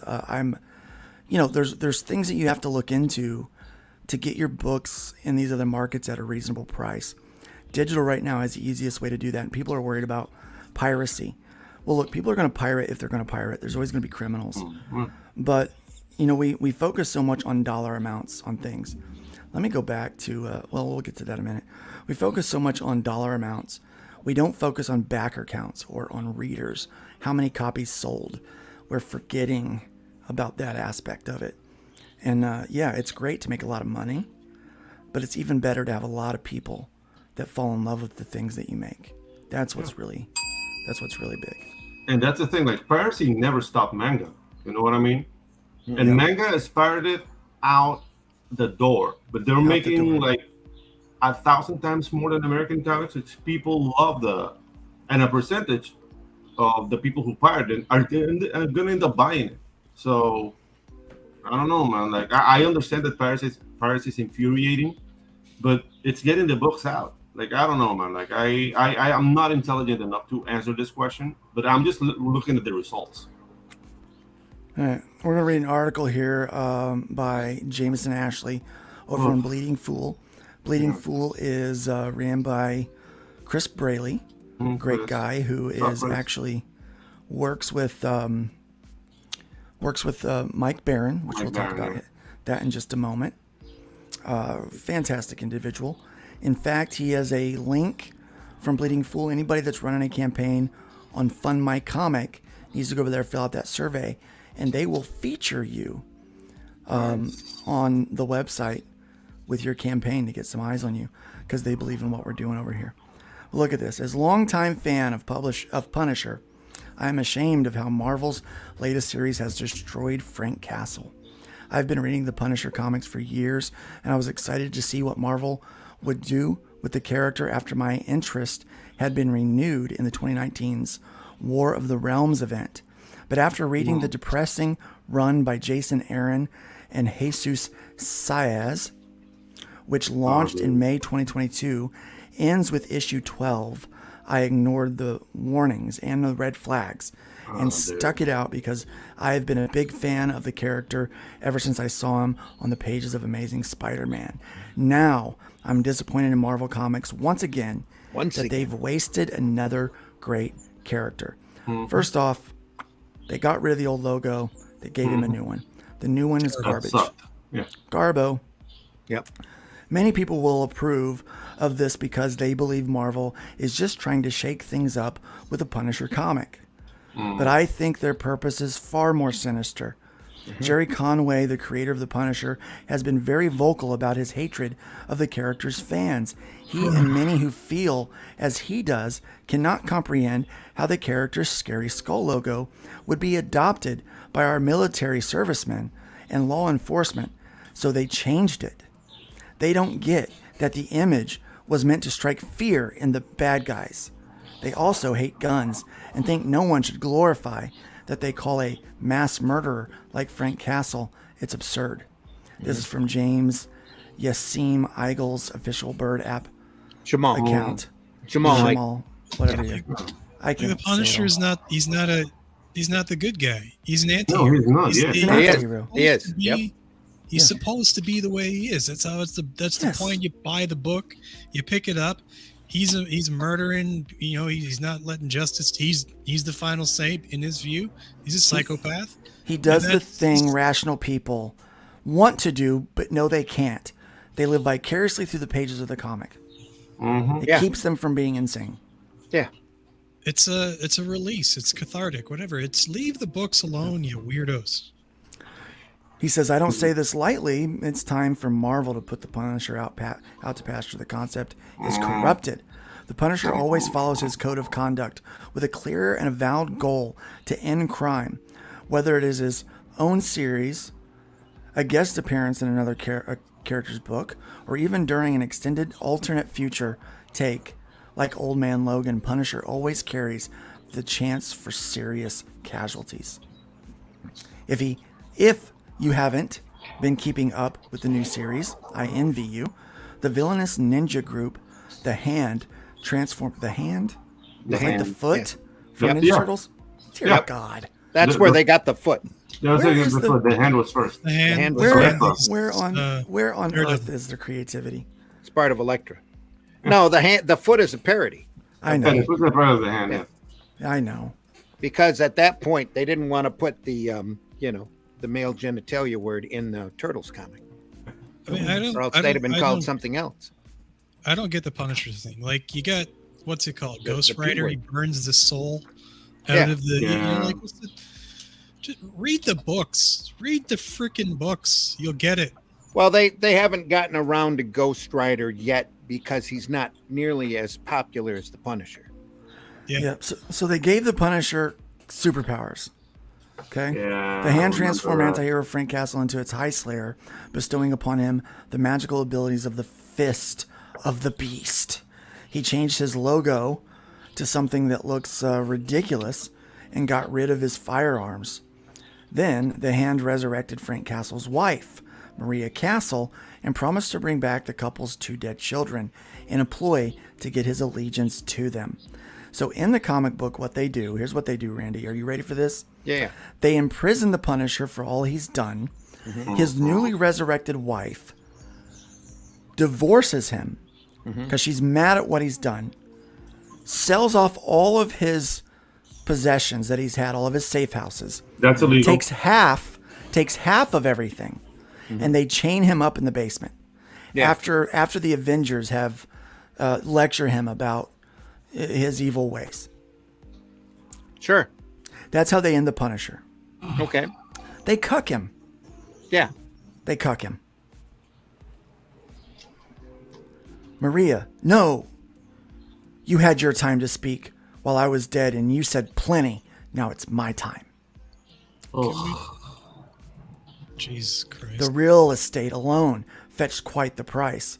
I have my half in cash in several duffel bags sitting in my new car. What? Oh, okay. When you die, a marriage is null and void. Yeah, So she she's has no dead. legal basis to do that. No legal right. He's no One. longer married. Two, She no if longer a has woman access does to half that his me, stuff. if a woman does that to me, I'll shoot her again. No, I wouldn't. Just I wouldn't. promise me, I wouldn't. Stephen, on whatever shred of a soul you've got left, that you'll do everything you can for Maria. She almost killed you. 2 in the chest. If we hadn't gotten there while you still retained some of your beast-given fortitude, you'd be having this conversation with Mephisto. Oh no, dude. This is just. Oh, Nah, dude. Nah. This is making me mad, man. This is what they did to our boy. Well, there's a couple things at work here. The Sure. not the least of which is that the people up at Marvel are dedicated and have been for about the last 10 years of tearing down any positive masculine icon that they can, or everyone that they can get their hands on. This is why the Howard estate pulled the Conan rights back from Marvel because of what they were doing to Conan. Yeah. Now that Punisher is about as macho as you're going to get, thus he has to be the most cucked. Just like Captain America. It's the most macho hero that they've got, so he's got to be cucked. The Peter Parker's weak and no longer at the fortitude that he used to be. All of these heroes are being torn down, and it's being done intentionally by these people up at the corporate offices because masculinity is toxic and it's got to go. That's why Cyclops is an ass. That's why Reed Richards is an ass. Yep. All of these characters have been knocked down, and all of that, especially white, especially male, have all been made to look like just solid, horrible idiots. Yeah, dude. And the thing is, like, you're doing that to white characters. But black characters are like cheerleaders for the women, and they're mostly like effeminate. And you go, girl, like it's really offensive. Yeah. And He's a mass. Yeah, this guy says he's a mass murderer. They're seeing the results in it in their sales. Yeah, exactly. Yeah. Screw them. The more they mess this around, because quite frankly, Marvel Disney has a money-making icon in that Punisher skull. Yeah. And they need the lawyers to go around and stop the stuff that doesn't fit or that is degrading the icon, but they should have trademarked it. I don't know if they did or not. They needed to trademark that likeness and track everybody down with cease and desist or get licensing agreements, make some money off of that image instead of changing it. Now that they've changed it, it's open. It's completely open. Anybody can take that skull logo and put it wherever they want. And it's going to be a woman, and she's going to be killing the patriarchy now. It's just like is Marvel still in New York? Or are they? Yes. From the way that story's been read, Frank Castle is no longer the Punisher. No. His corpse of a wife is now the Punisher. Yeah, exactly. Because she's just punished Frank Castle. Mm-hmm. They can jump into the Hudson River for all I care. Well, you got to stop. You got to pull yourself away from these icons now. Anyway, I used to tell everybody all of my heroes died at Crisis and Heroes Reborn and were replaced by soulless zombies anyway. Mm-hmm. But you're seeing now the results of not having any talent, not having any recourse up there at these offices other than agenda. And that's what they're doing to all of these products. And it's offensive, but you can't let it get to you. You just have to make better icons on your own. This is why the crowdfunders are making the money that they're making. It's because they're actually doing entertaining icons as opposed to icons that are now chasing after their own, the writer's own stupid agenda or self-inserts. I don't condone violence, but I'm surprised one of these writers hasn't been decked. Welcome, Bunny. Bunny's in the house. We got Lions Mill. Well, now they all get patted on their back, and the retailers wonder why they're not making the money they used to make off of comics. They're too busy trying to flounder their Funko stock or praying that the next Magic deck is actually going to be worth something. Oh, it's not. As opposed to what's coming out in the comics. It's not going to, Randy, because they have Argon Jenkins now. Right. And I should be happy about it. So this is all, I don't know. Marvel and Jason Aaron didn't create this final run for Punisher fans. It's very clear that they want to get rid of those deplorable readers if they can. Yeah. They only wanted to appeal to Squirrel Girl readers, I guess. Yep. For now, I can only hope that Mike Baron, one of my all-time favorite Punisher writers, will write more Private American comics, because after I read that graphic novel, it felt more like the Punisher than whatever this trash from Marvel was.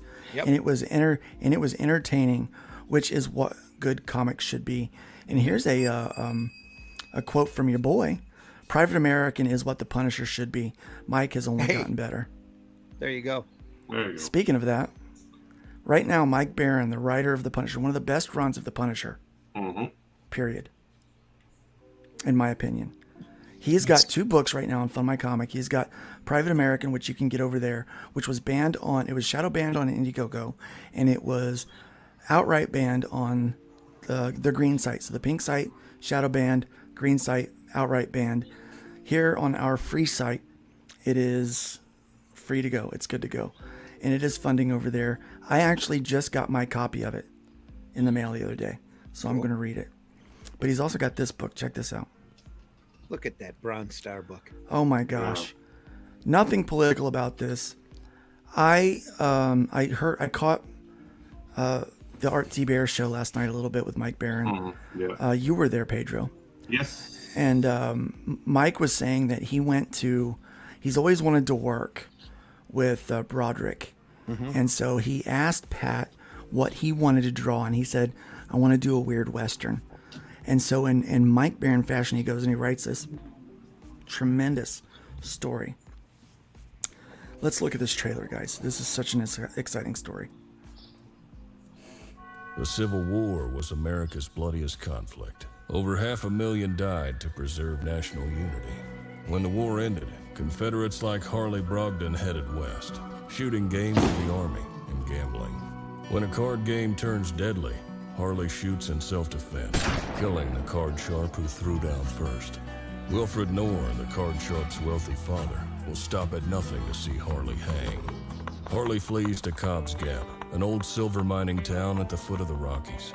A remarkably peaceful town, especially after dark. But the sheriff harbors a dark secret, and no one dares go into the mines anymore. Cobb's Gap is full of secrets. People speak in hushed tones of something in the mine. Something worse than their cursed sheriff. Something even the Indians fear. Tired of running, Harley falls in love with a local widow with secrets of her own. But when Knorr's posse arrives seeking vengeance, the stage is set for a showdown with unimaginable horrors from the deepest pits of hell. And every secret will be exposed. Eisner winner Mike Barron and acclaimed illustrator Pat Broderick present one of the weirdest westerns that Comic Dom has ever seen. Bronze Star, a thrilling tale of love, revenge, and supernatural terror from the minds of 2 legendary creators. It's not the monster you're looking for. Order your copy at bronzestarcomic.com. I want this book so bad. That looks a lot of fun. It's so cool, man. Look at the art, man. This has got to be Pat's. This has got to be the pinnacle of his career.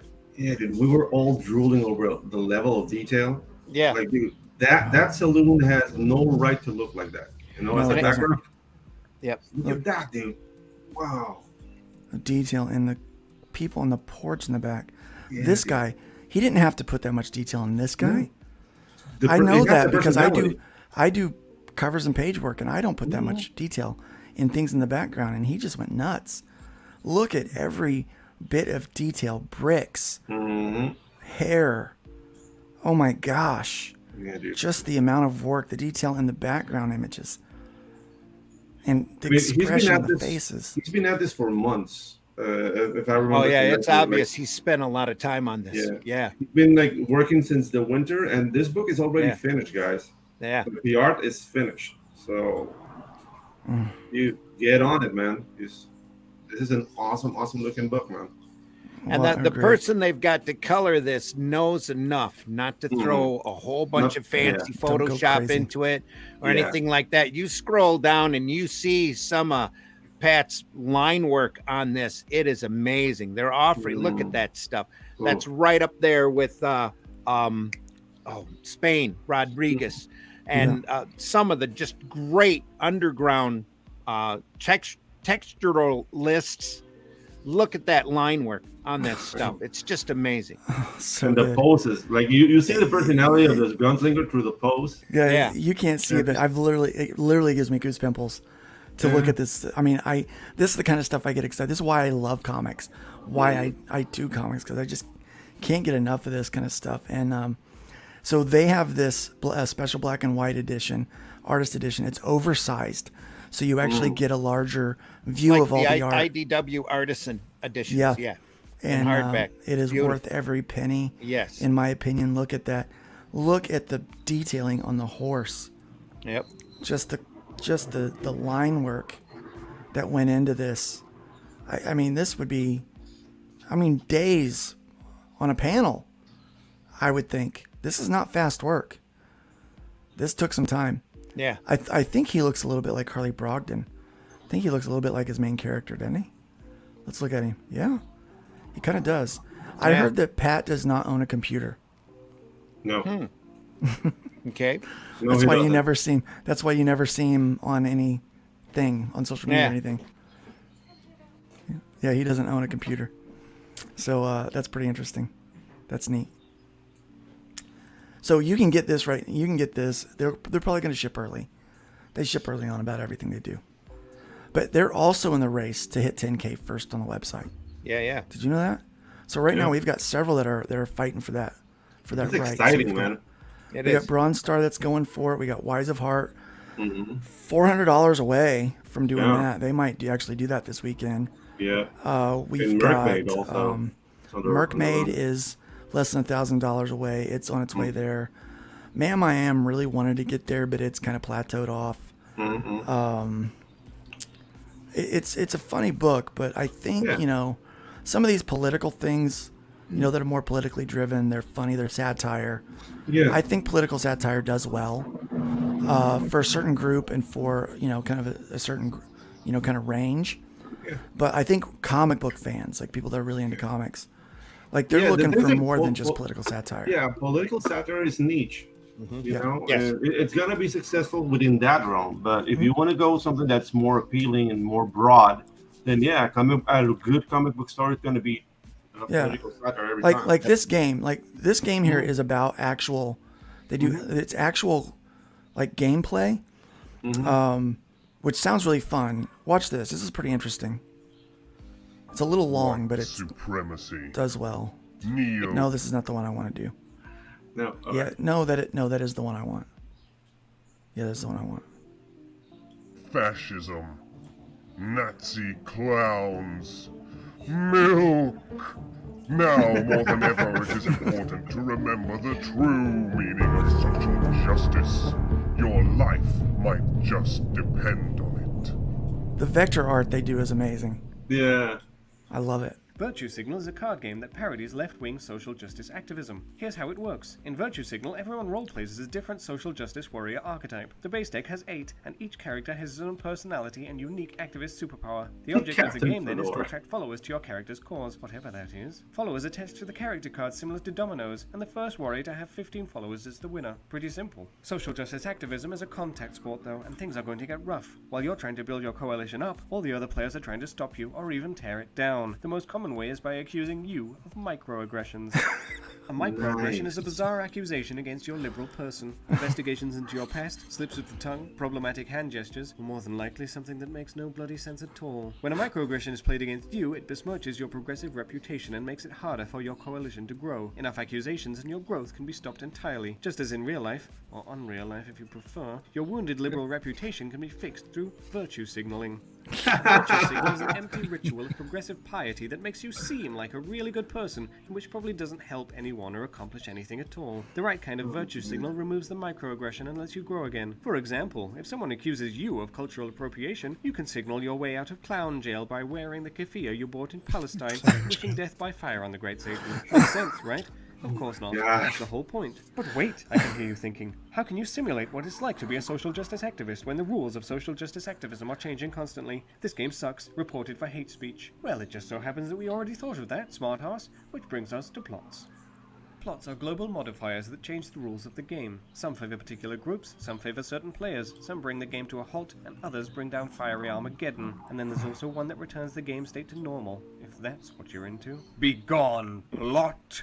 There are also a variety of special cards with unique effects, such as stealing followers from someone's coalition, or forcing them to get a job, or triggering them so badly that they run away from the game crying. These are just examples. Some are even worse. Of course, all these emotional scars can be avoided if you remember to play your safe space card in crayons and a juice box, you big baby. And that's pretty much it. The game is strategic and competitive, and by the end, you and your friends will certainly be traumatized for the rest of your pointless lives. All right, but if Yeah, okay. I want to. So that offends you. You got to read.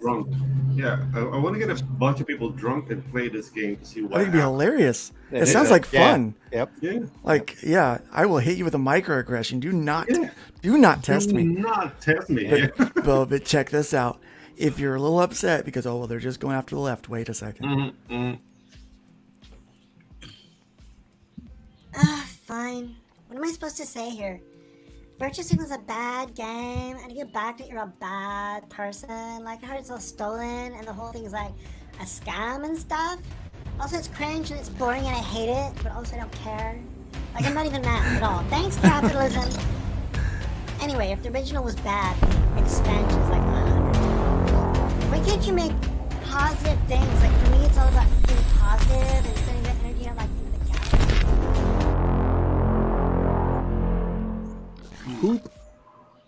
Poop. Virtue Signal Deplorables is the first major expansion to the Virtue Signal game that released in 2019.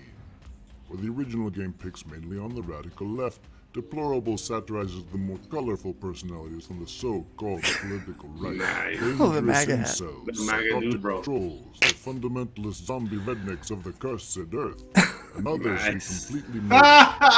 The Trad deplorable waifu. player, you are a parasite on the taint of humanity, and you exist only to make regular How people dare you. miserable.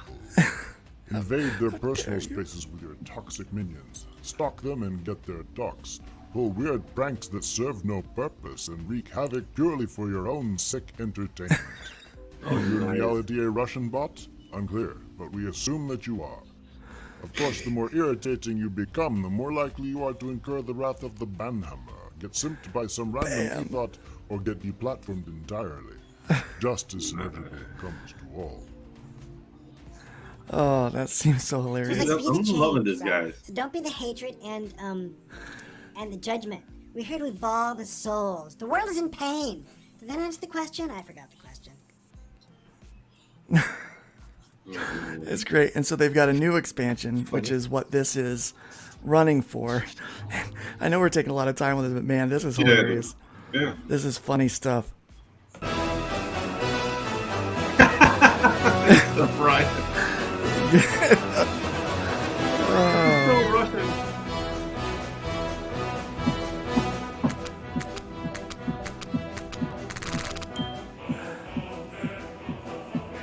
216 additional cars.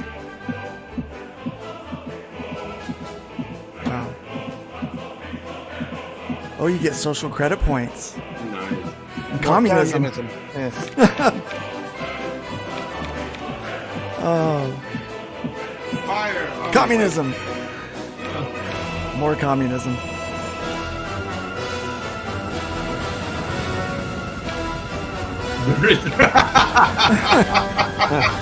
And more deplorable anti-communist. Memes. Oh, dude, this thing in Latin America, but let it run. Oh my gosh. Wait, I gotta hold on. Let's look at that one. This guy, where is that at? This guy. This guy over there. This is a. He is a. Let me play for a second, so I try to pause it. That guy. That guy's on Twitter. Yeah. I've seen this guy. Oh my gosh. We cannot laugh at ourselves. That's the problem. This game makes us like just look at how ridiculous the whole idea Everything of social is. justice has Yeah. become. Look, I am all for justice. I'm really into biblical justice, but that's just me. Understandable. Treating people right. Like there's a biblical sense of what is right and wrong. And I like to think about that. Social justice, it changes with the wind and you never know. And, the idea of the microaggressions to stop your following, stop you growing followers is hilarious to me. Mm-hmm. But yeah, so this is doing quite well. This is one of those kind of political parody things that I think will do well. And it's doing well right now. I mean, it's only been up for a few days. It's already made almost $5,000. The Wise of Heart is on its way there. Again, this is just a novel, kind of graphic novel adaptation of this book. This guy has just a story, thinking about the, kind of like where we're at in our kind of political nuts. We're hat nuts. I think that's all we can say. Yeah. But it's, you know, people are into, like, The Fool is doing well for a campaign that never gets promoted by its creator. Yeah, thanks a lot. Yeah, I try. Yeah. Yeah. Mythical I is can't always really doing say well. That's anything been either. So. right. Yeah. Raid of the White Leopard is doing well. Shadow Nearly Sentry is done. doing well here on the platform. Look, Fall of Man funded this week. Awesome. They funded this week. So yeah, he's on its way to his first stretch goal. Cool. So he is getting his money at the end of this campaign, man. He's got 16 days left to go. Congratulations, Paul Bird. It's always great to see these green bars. The green bars make me happy on here. Yeah. But yeah, so we see a lot of this, like, really, you know, there is some really fun stuff on here. This one I think needs a lot more attention. That Professor Herbert and Geo looks really good. Titan Mouse, wow, he's really jumped up. This game, I actually played this game with my daughter the other day. This is fun. Check this one out. I am the spectator. I am he who spectates. I scoured the universe in search of a very special card game. Well, I skipped the Crab Nebula because, you. But now my search is over. Ever wish you could share your love of comics and superheroes and collectible card games with your whole family? Now you can with Superpowered Smashmasters! It's your friendly neighborhood superhero parody card game. In Superpowered Smashmasters, or Spasm. Can we see that? Inappropriate. In Spasm, you assemble teams of heroes and build decks around what your heroes can do. And what is it they do, you ask? Protect the innocent? Stamp out injustice? No, we go find some rival heroes to smash. Yes, because that's what superheroes do. Tell them about the hero cards, and do it right. Each hero has a special power. They can benefit your team, or they can melt your enemies' faces. Right on. If your heroes smash all the other heroes, you win, punk. Don't call them that. The game's content is appropriate for kids. I mean, most kids. Not feral kids. Never hand your cards to a feral kid. Not if you want your hand back. This is a parody game, lovingly crammed full of comic book cliches and pop culture references. 'Cause we're nerds. The content's rated G. I mean, it would be if people rated card games. It's a deck-building game the whole family can play together. Thanks for checking out our game. We're grateful for your support. Learn more about Smashmasters by checking out our gameplay video. Do it. Until next time. Don't say it. Excelsior! Oh. It's such a fun game. So I was pouncing her. Like, I mean, I was beating her. And then all of a sudden, just like some of those story cards came out. And next thing I know, game over. Game over for Luke. And I was like, that was fun. You know, and it took, we had to learn the rules. So it took about 20 minutes or so. 20 minutes or so to learn the rules and play a full game. But yeah, it was a lot of fun. It was a good time. So I definitely suggest picking this one up if you haven't already. It's definitely nice having around. And the parodies are great on there, and it's got great gameplay. So it's inspiring me for the hybrids. I thought, man, could I do a hybrids campaign, like a hybrids one? And then Corey was like, no, you need to do a whole Arrow Comics card game like this, like have all the characters, because she said it would be awesome to see HeroBot just come out with one of his powers, and play the overtime card or whatever. Yeah. So that's a lot of fun. Welcome, Sketchy Guy in Nevada is here. I just heard about the site a few weeks ago. Glad you heard about it. Let's talk about that for a second. Oh, we got Bristolian Dave. He's here. Welcome. It's great to have you here. Eric the Guapo is great to have him here. Who else do we have that snuck in on me? Yeah, people are loving that. Making fun of it does speed up the process, though. Mm-hmm. Yeah, political satire always becomes dated. Yep. It does. It becomes dated, But at least now it's funny. We can look back on it. But yeah, that's the problem with political satire. It is going to have its time, like the MAGA 7, Magnificent 7, or whatever that Smiller did. Quite honestly, it was funny, but it's not worth a second read. It's not worth a keep, kind of thing. Yeah. So yeah, I kind of lean away towards some of those things unless the political satire has a real story behind it and they're doing something fun, which some people do. Which that game, it definitely has a gameplay to it. So even after we've moved past that, we can still, that social justice play is pretty funny. My sketchbook is here. Welcome. I was beating her. What did I walk into? Hey, yeah. I was beating her at a game. I wasn't like physically. We got Bold Cat Studios here. Welcome, Bold Cat Studios. Yeah, and then yep. Historical political satire. Yes, I like historical political satire as well. Yeah. Like you can look back in history and make fun of it. I think that's the thing. We need to be able to make fun of, laugh more. We need to have fun. Comics are fun. And people are getting in real life fights and trying to tear down people's livelihoods over comic books and cartoons. I think it's ridiculous. But somebody here just said that they heard about the website, 2 weeks ago? A couple weeks ago? Cool. You know what? Here's the thing. I am not endowed with enough time to let everyone know about this website.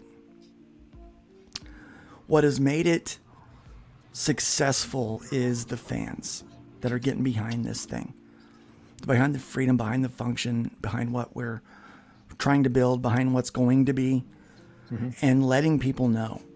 And it reminds me of those old days of a street team. So, Randy, before the internet, you were publishing underground comics. Yeah. Alternative and independent comics, yeah. How did I've you done get the underground word out? work in the past, yeah. Word of mouth and conventions, that's it. Word of mouth, conventions, probably fans. So local shops, yeah. Yeah. So last Like a night, handshake. I talked to this guy. He goes, if you got flyers, I'll take them to the con with me this weekend. I'm like, oh, okay. Let's get you some flyers. Here's a file. Print off, make flyers if you want. Yeah. So he can go and he can pass them out at the con, right? And then someone said, hey, I went into my comic book store and there was little flyers sitting at the counter with QR codes on it for a Kickstarter. And I was like, yeah, that was probably the creator that's local doing that, making sure that stuff happens. Right. But what if we got people that are across the country and the globe what if we mobilize those people? Because we can't count on the mainstream media stuff anymore. My partner for Iron Age Distribution was a part of a group that had gotten a write-up in ICV2, which is the website that we use all the time to cover news. Had gotten a write-up in there, and then someone found out that he had congratulated EVS on his trademark victory, and that he had shared a few Comicsgate Comicsgate books, right? If that, whatever that means to people. And he, and so they pulled down the article. Wow. And his partners abandoned him and the business. No. Right? And so I talked with him because he has a, yes, you can. But they kind of abandoned him. And so here he is kind of dead in the water. And Hojo recruits him for Fund My Comics so that he can crowdfund there. Sure. And when I hear his story, I'm like, man, this sucks. So I meet with him and I hear, kind of his background and what he was trying to do and what happened. I said, well, you know what? Let's pray about this, but I think maybe we should go into business together. And so that's what we did. We went into business together officially, IronAgeDistribution.com. So, but again, that growth is coming from this kind of street team level stuff. It's creators and fans working together to spread the word.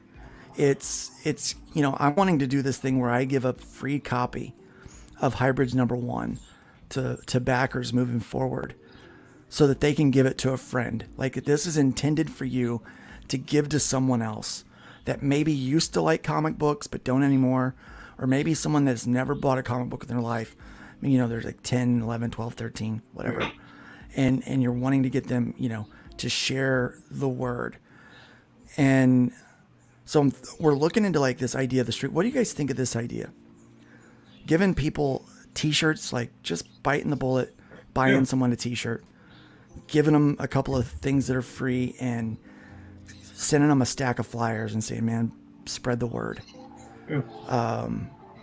But I mean, what happened with this Iron Age guy? Like, to me, it's I don't want to call it serendipity, because I'm not really like that religious to call it that, but it's just like his associates were not there for the right reasons. If something that, congratulating EBS or whatever, it's good enough for you to abandon an enterprise, they were not good associates. No. You know what I mean?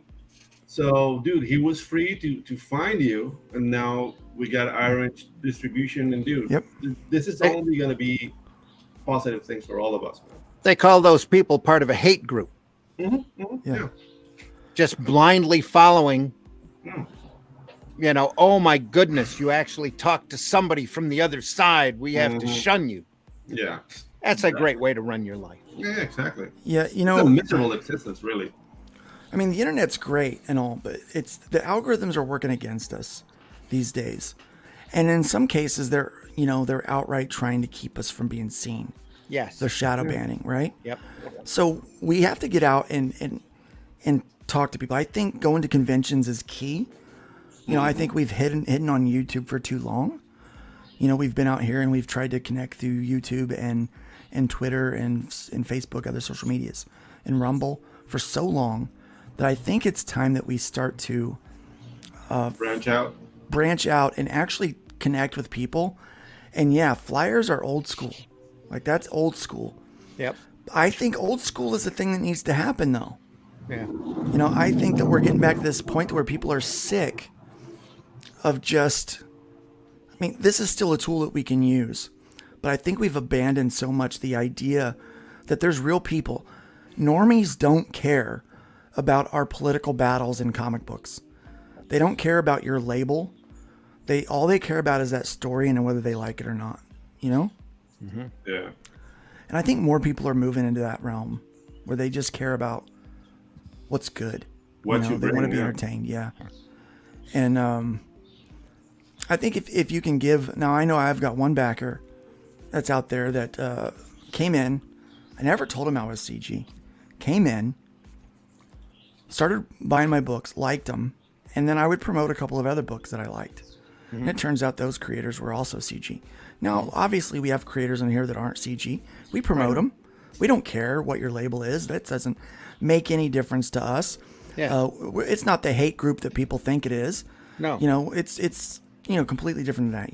It's kind of under this umbrella of Iron Age now. And so he found some of these other creators, and so then he started looking, well, I kind of like those too. So now he started looking, he's finding more books that happen to be Comicsgate.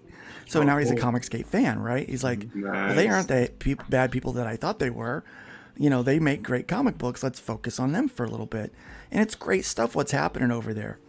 And it goes both ways. I mean, I know there's people over on Kickstarter that I love their work. Yeah. Absolutely love it. Now, I don't want to support Kickstarter anymore because if they're silencing people because of political views. I just don't think that's right. That feels very fascist to me. Mm-hmm. And as a libertarian, that just doesn't work out for me. It doesn't work in my favor. But I'm thinking if we can get past big tech running our lives and start actually connecting with these comic stores. We cover comic stores and what's going on with them weekly, right? Mm-hmm. Comic book shops, the sales were down in comics. It was propped up by games, and it was propped up by Funko Pop. Mm-hmm. Funko Pop is now going to Funko. Oh, by the way, they're releasing 4. After all of the crap they do, they're releasing 4 new Jack Skeletons for the holidays. Yeah. I'm like, what are you guys doing? What are you guys doing? Are around. That's It's like, what are you doing? They're you still know up this crap trying to doesn't make work. money is what they're doing. Yeah, but dude, like Jack Skellington is the gut chick from 2005, maybe. Yeah. Like, yeah, it was a big seller back then, but right now, oh, Jack always sells. Yeah.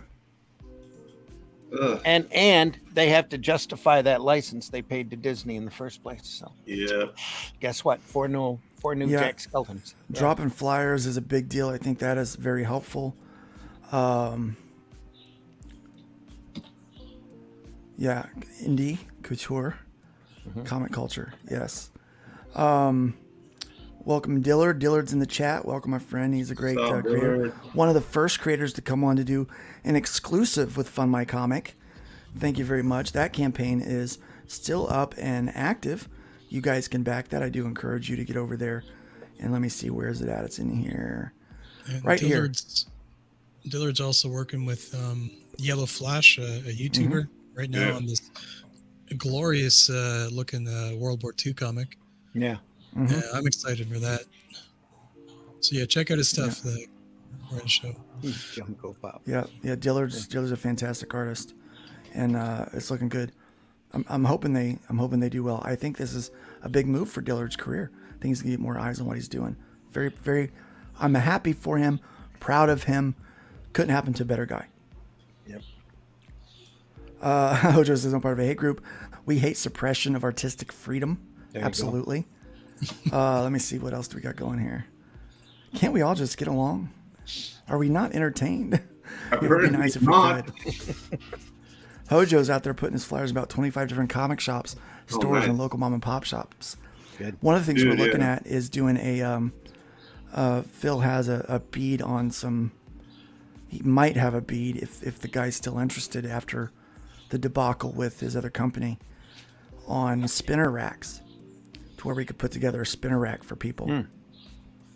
So you could just buy the package and it shows up. You just open the box, you set the rack up in your store. Cool. Which we know that Justin Sweet was working on something like that. Right. But a lot of it's the infrastructure to make that happen, right? And to maintain that. Mm-hmm. You know, he's just one guy, but what if we had a whole company working on that? Yeah. You know, I think we could do that. And yeah, so we understand that, you know, these comic book shops, they need something to sell. Mm-hmm. They got to have something, you know, because the stuff that was propping them up is going away. And we have some great content in the indie community. Some of the best stories I've ever read.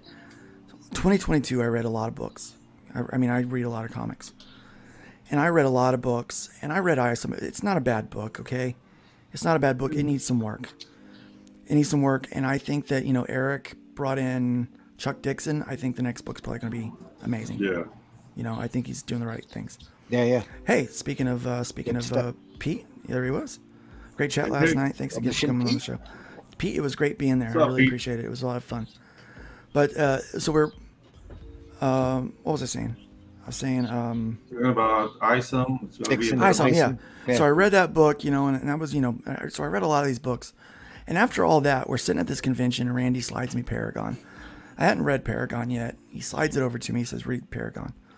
We're not doing much. It's a slow convention. We waste our money getting there, but it was fun anyway. Yeah, it wasn't a waste of money. It wasn't, yeah. It was like a waste. It might have been a waste of a show, but it wasn't a waste. Yeah. Of money. Yeah. And so I open up the book, I read it, and it's the only book in 2022 that made me audibly gasp because of the twist that was in it. Did too, right there at the show. Right there, I went, It's great. what? What? It's like, What? it was What? so What? It was so good. It was so You didn't well see that written. coming? I did not. And I'm like, you know, I knew your stuff from the past, you know, and so I knew what you're capable of. But it was like, that was such a well written book. And hardly anybody got eyes on it, you know? Yeah. And I'm like, man, we've got to find a way for people to find these books that are really good, because I read so many good books. I feel that way about all of the Arrow stuff. Yeah. I mean, they're all just like little small time bombs of entertainment waiting to go off. You just got to find them and discover them. That's it. It's not just my stuff. Your hybrids is the same way. Yeah, it's a matter of just trying to get out there. And so, you know, we're trying to find ways to expand our reach. Yeah. Because we have to make this stuff accessible. So I think that... But at the same time, you also have to have the products out there to grab people. And that's why Arrow Yeah. is just slowly growing, you know? Yeah. It's about building your own infrastructure. Yeah. Right? Because we can't count on Diamond anymore. In fact, I was talking with Pete about this last you couldn't night. He count was on saying, Diamond in the first place. Yeah, That's why I he's saying, stopped you know, doing Arrow the last time. Yeah, he makes way more money as a publisher selling directly to the fans than he did selling to the comic book shops. Yeah. And I don't know if you had this problem, and I've seen this as, I don't know if it's so much post-pandemic anymore, but there was a big issue with comic shops not wanting to partner with the publishers. It was more like, you know, like cater to me. They wanted to be served. Yeah. You know, in fact, I think, and I don't think people would be upset if I share this, but one place said, "Well, you need to send your fans here." It's like, no, that's not how this relationship works. I already have my fans. I can sell direct to my fans and make more money. Our relationship is you help me find new fans, and I give you something to sell. Yeah. Let's come to an agreement and work together in a true partnership. And we kind of got to work into those things now. I think we've got to start finding a way to do those things that are outside of just this internet phase, you know, and start working on, you know, using street teams. And I think street teams will help make our stuff more accessible to the readers in our own backyards. Like right now, I'm in a brand new town. And so I'm trying to figure out, well, how can I get the word out here about what I do? So I've got a lot of extra copies. I'm giving out free books. Yeah. And some of these people are coming back and buying more. You know, I mean, that's the key, I think. It is. Let's get some of these comments. Crowdfunding is not a sustainable business model. No, it is not. I agree. I don't think it is at all. I think it is a great way to start, but we have to find ways to lower the cost. We need to make things more accessible. Money is an issue. We're in an art form where there's really no sustainable business model. You're always going to have to pivot. You're always going to have to be looking for side hustles. You're always going to be looking for new opportunities and new venues in order to get your product out in front of different eyes. That's the idea. I mean, in my banana leaf analysis, crowdfunding by itself. I love that. Crowdfunding by itself, it's not really sustainable, but it should be an intricate part of what we're trying to build. Yeah. Crowdfunding makes the event. Oh, here comes the book.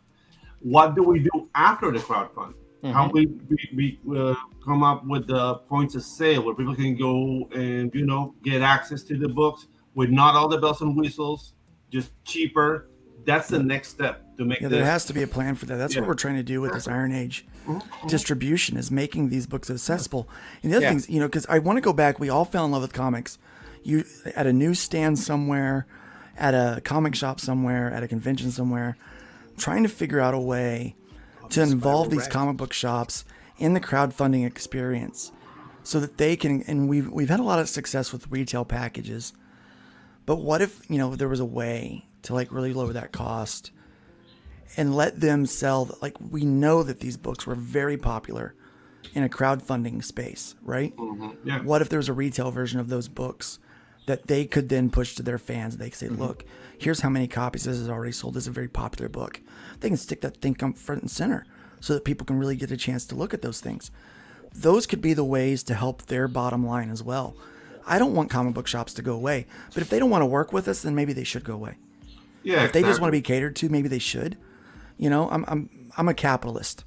You have to be a little empathetic as well when it comes to the retailers, because they've had 35 years of Pavlovian style training from Diamond. You want this. Right. This is all you want. You don't want anything else. You don't want to grow your audience. Look at us.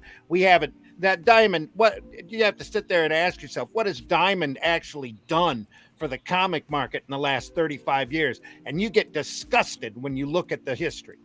You really do. All you've seen Diamond do is take that little plug that's at the bottom of your sink and unplugged it and watch the water going down the drain as their shops, their clients get smaller and smaller and smaller and smaller. And they're not doing anything to try to reach out. In fact, they make more hurdles for these retailers to make or to meet their standards. They've chased off more business than they've ever created. And I've talked to a lot. I was in retailing for a good decade. I've talked to a lot of people who have tried to start their own comic shop, and they get stopped by the diamond hurdles. And if they can't carry new comics, at that point, they weren't at a point where they can survive selling back issues. But there's more and more stores out there that are surviving now selling back issues and not new comics. Because the new comics aren't as good. And Diamond doesn't distribute the really great stuff out of crowdfunding. Yeah, they're not all bad. The new comics, not all of them are bad. No. To say that would be an are. asinine thing for us to say, and we're not.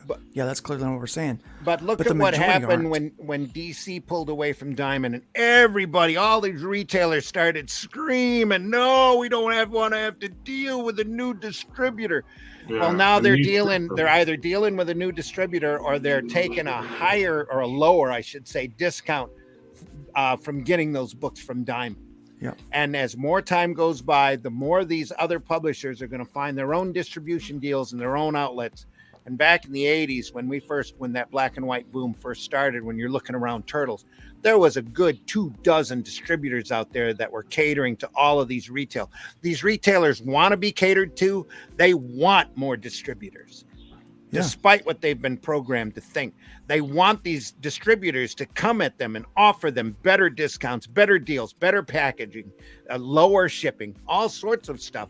They need to shop around, and they have to now in order to keep their business afloat. And that's only a great thing for this industry. Since we're getting a little long in the tooth here, I guess, as a show to 2018. And speaking about like campaigns and getting your stuff out there, if you guys don't mind, I would like to take a second here to talk about tooting my own horn here, and talk about my comic that I'm working on. All right, so I'm gonna let's do that. Start my cam here, and I'm working on the pre-campaign launch thing. We're eventually going to move this over to Find My Comic. It's a comic called Driftwood. It's a tale of necromancers and undead planar adventures and high fantasy sorcery.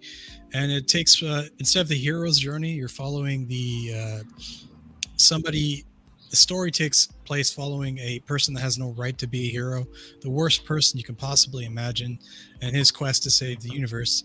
And right now I've been working on a lot of the physical assets for the books, as we're still like the reference art, as we're still looking for the main artist for it and still negotiating with a couple of people for that.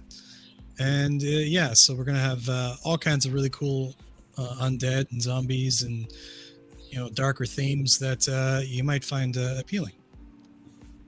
And speaking about appealing, we have Luke I've been talking to about helping me out with storyboards. So Luke, our very own Luke Stone from Find My Comic, probably going to be working on the project in some capacity as well. So, and I also have many great advisors, people that I talk to regularly, like Randy Zimmerman. He's not on the project per se, but I go to him for help, and he's a legend. So it looks like I think it's going to be a good project, and there's a lot of heart and stuff going into it, as you can see, and it's tied into the 300 years in the future of the tabletop game that we have in development called Bannersteed and Lance. So it's a continuation on that history. So all the history is already written and being added to, like, going to be something that is, I guess, adds to the book, right? Because we've if you've followed previous podcasts or shows this, I've talked about Bannersteed and Lance. We've had a historian working on the piece, doing the history for those projects. So it's got a lot to it, and I'm kind of excited. This is my first foray into comics. This is neat. I can't wait to see like a page, this process. I think this is fun. I think people are gonna enjoy watching you on this journey, because you're moving from 3D modeler to and now I'm about to be a comic book, trying to do a game, and now it's like, now I'm going to do a comic book. And kind of that process, it reminds me of what my friend Meredith Loughran, God rest her soul, was doing. She called herself the comic book noob for a while, because she was moving from prose into comic book. And her first published comic book pages, I feel extremely honored. I'm going to try to get through this without crying. I feel extremely honored that I was able to give her first publishing credit when it comes to that.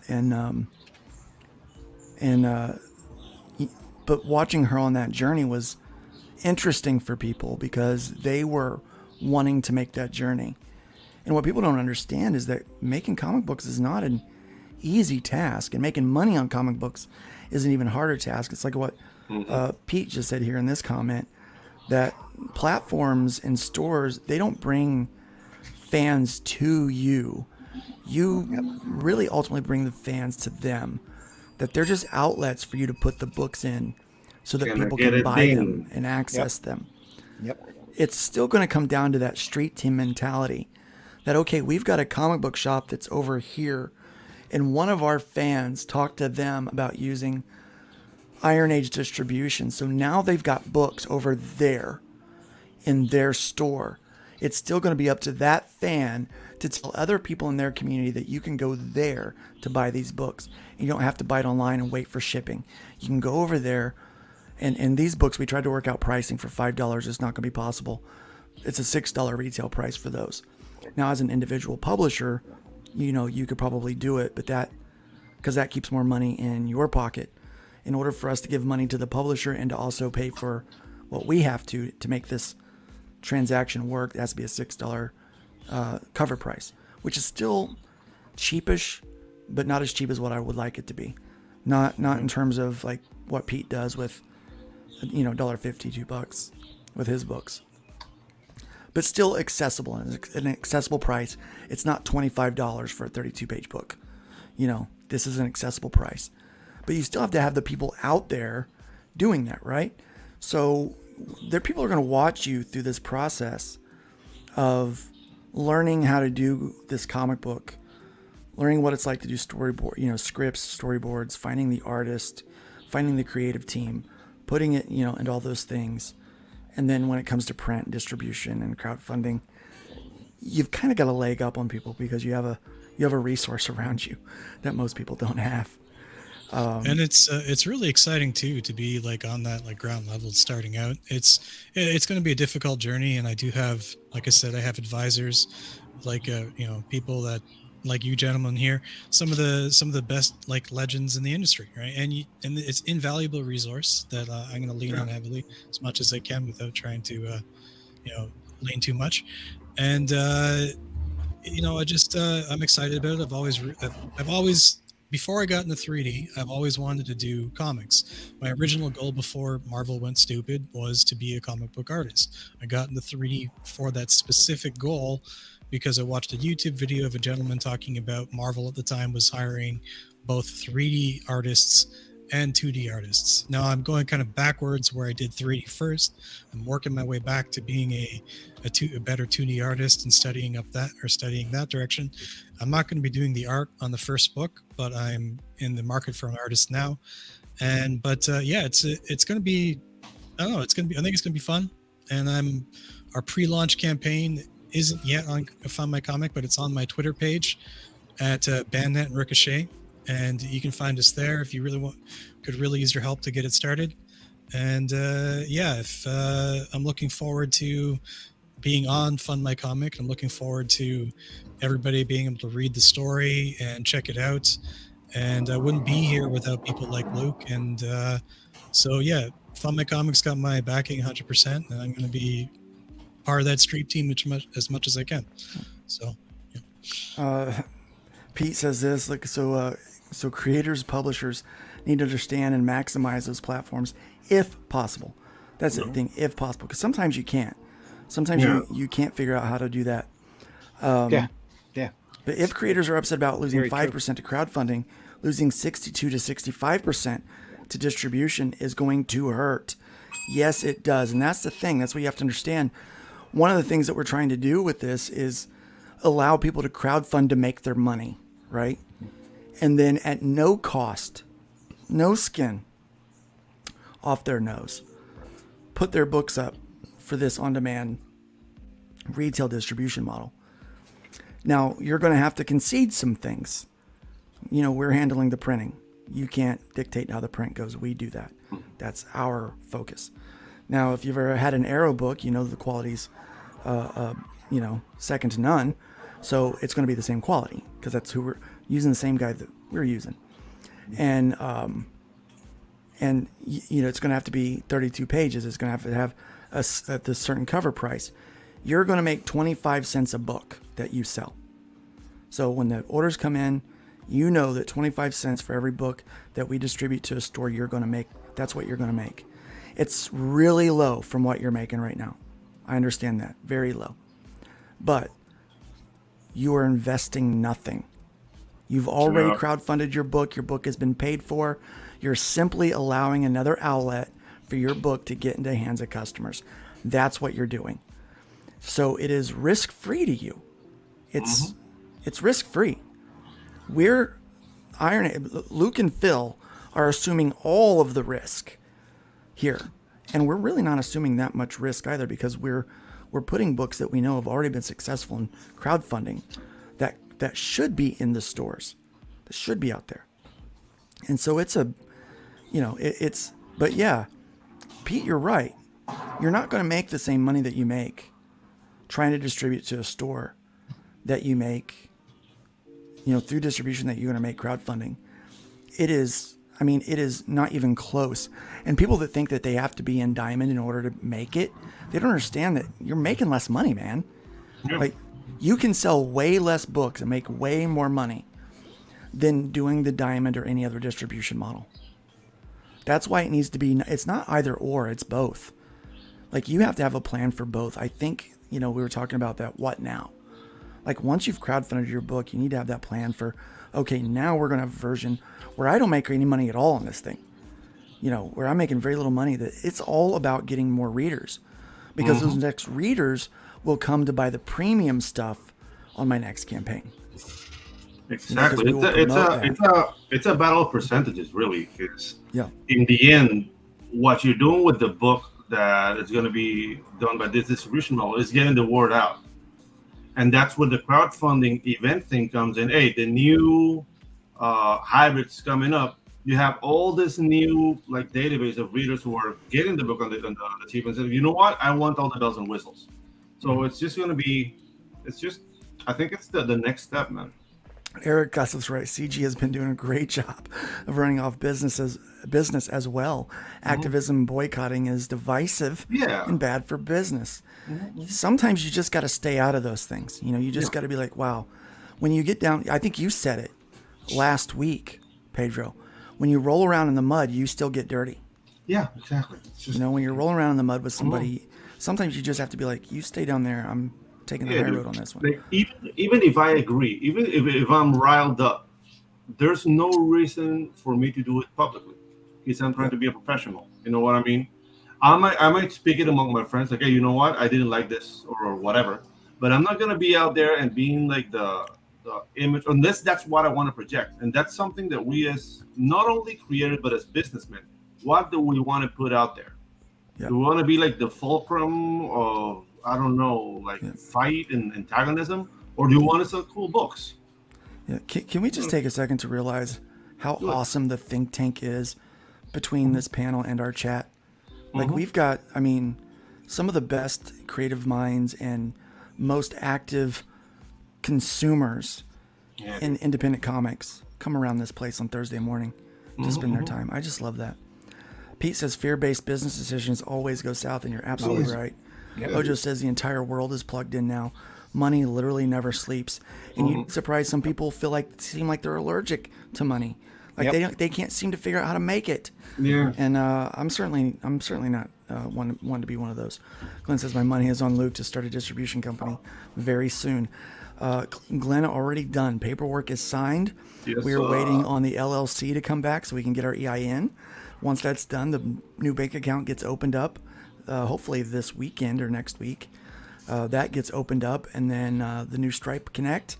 We actually have the developers working on our website right now to get that going, so we can start working on branding it. And today we've settled on a logo design. We are actually going to cross over some of the Fun My Comic branding, so that we're going to capitalize on some of that. So yeah, Glenn, it's happening. It's already happening. It's in the works. this distribution idea could be really great for international creators trying to get their books into shops in the USA. Absolutely. And we're going to work on a way to try to expand the reach for US books into international grounds, because like we said last week, we're not chasing that audience. We're including that audience. Dude, it's a two-way they system. want what we've got. Yeah, it's a two-way system, because I mean, there's something that people ask me, like, dude, is Latin America like a dead market for American comics? And I have to say, at this point, yes. Why? Because this is a manga market. And why is it a manga market? Availability. People have access to manga. Bingo! It's all about availability. People have access to anime down here. Now, I would say, like, I've spoken to people about Tropical Magic and about all the books, and they're very interested. Like, oh, how can I get a hold of it? Like, right now, the model, it's you pay $25 for the book, and that's when I lose them, because it's like, dude, I can get a manga for $10 and it's like 15 stories. So we need to find a way to market to this kind of client or customer. And at that point, we're just going to be unstoppable. But that we need to create our own network. We don't need a savior. We don't need somebody to fall from the sky and tell us, like, this is what you should do, kids. Like, dude, we have all the power to do it, which is just figure out ourselves, hard work. Yeah. Bristolian Dave asked if we're primarily trying to get into comic shops. We're also looking into grocery stores, etc. Yes, we are. We're looking into grocery stores. We're looking into gas stations. That spinner rack that you see behind Randy, we're trying to do a version of that where it's at one price. Sweet. And we stock it with books. And then they are able to have that and sell those books so that they can, and then we restock it for them if they want. Yeah. Pete says, I wish Luke lots of luck with distribution in the shops. When he tried to open alternate distribution in 2020, doing relatively the same thing, almost 200 shops were interested, but that interest died quick as soon as Diamond opened back up, and the retailer's interest turned into outright refusal, which I imagine that's the case. Yeah. Because 2020 was a weird year, and they wanted to get back to normal, and they thought normal was coming, and it wasn't. But in the wake of that, in the wake of 2020, many shops have closed. Here's my thought pattern on this. Randy, you and I talk about this a lot. Yeah. In the wake of that, a majority of those shops closed, right? And now other retail shops are thinking, I'm in danger of losing my business and my livelihood. I've got to find another alternative.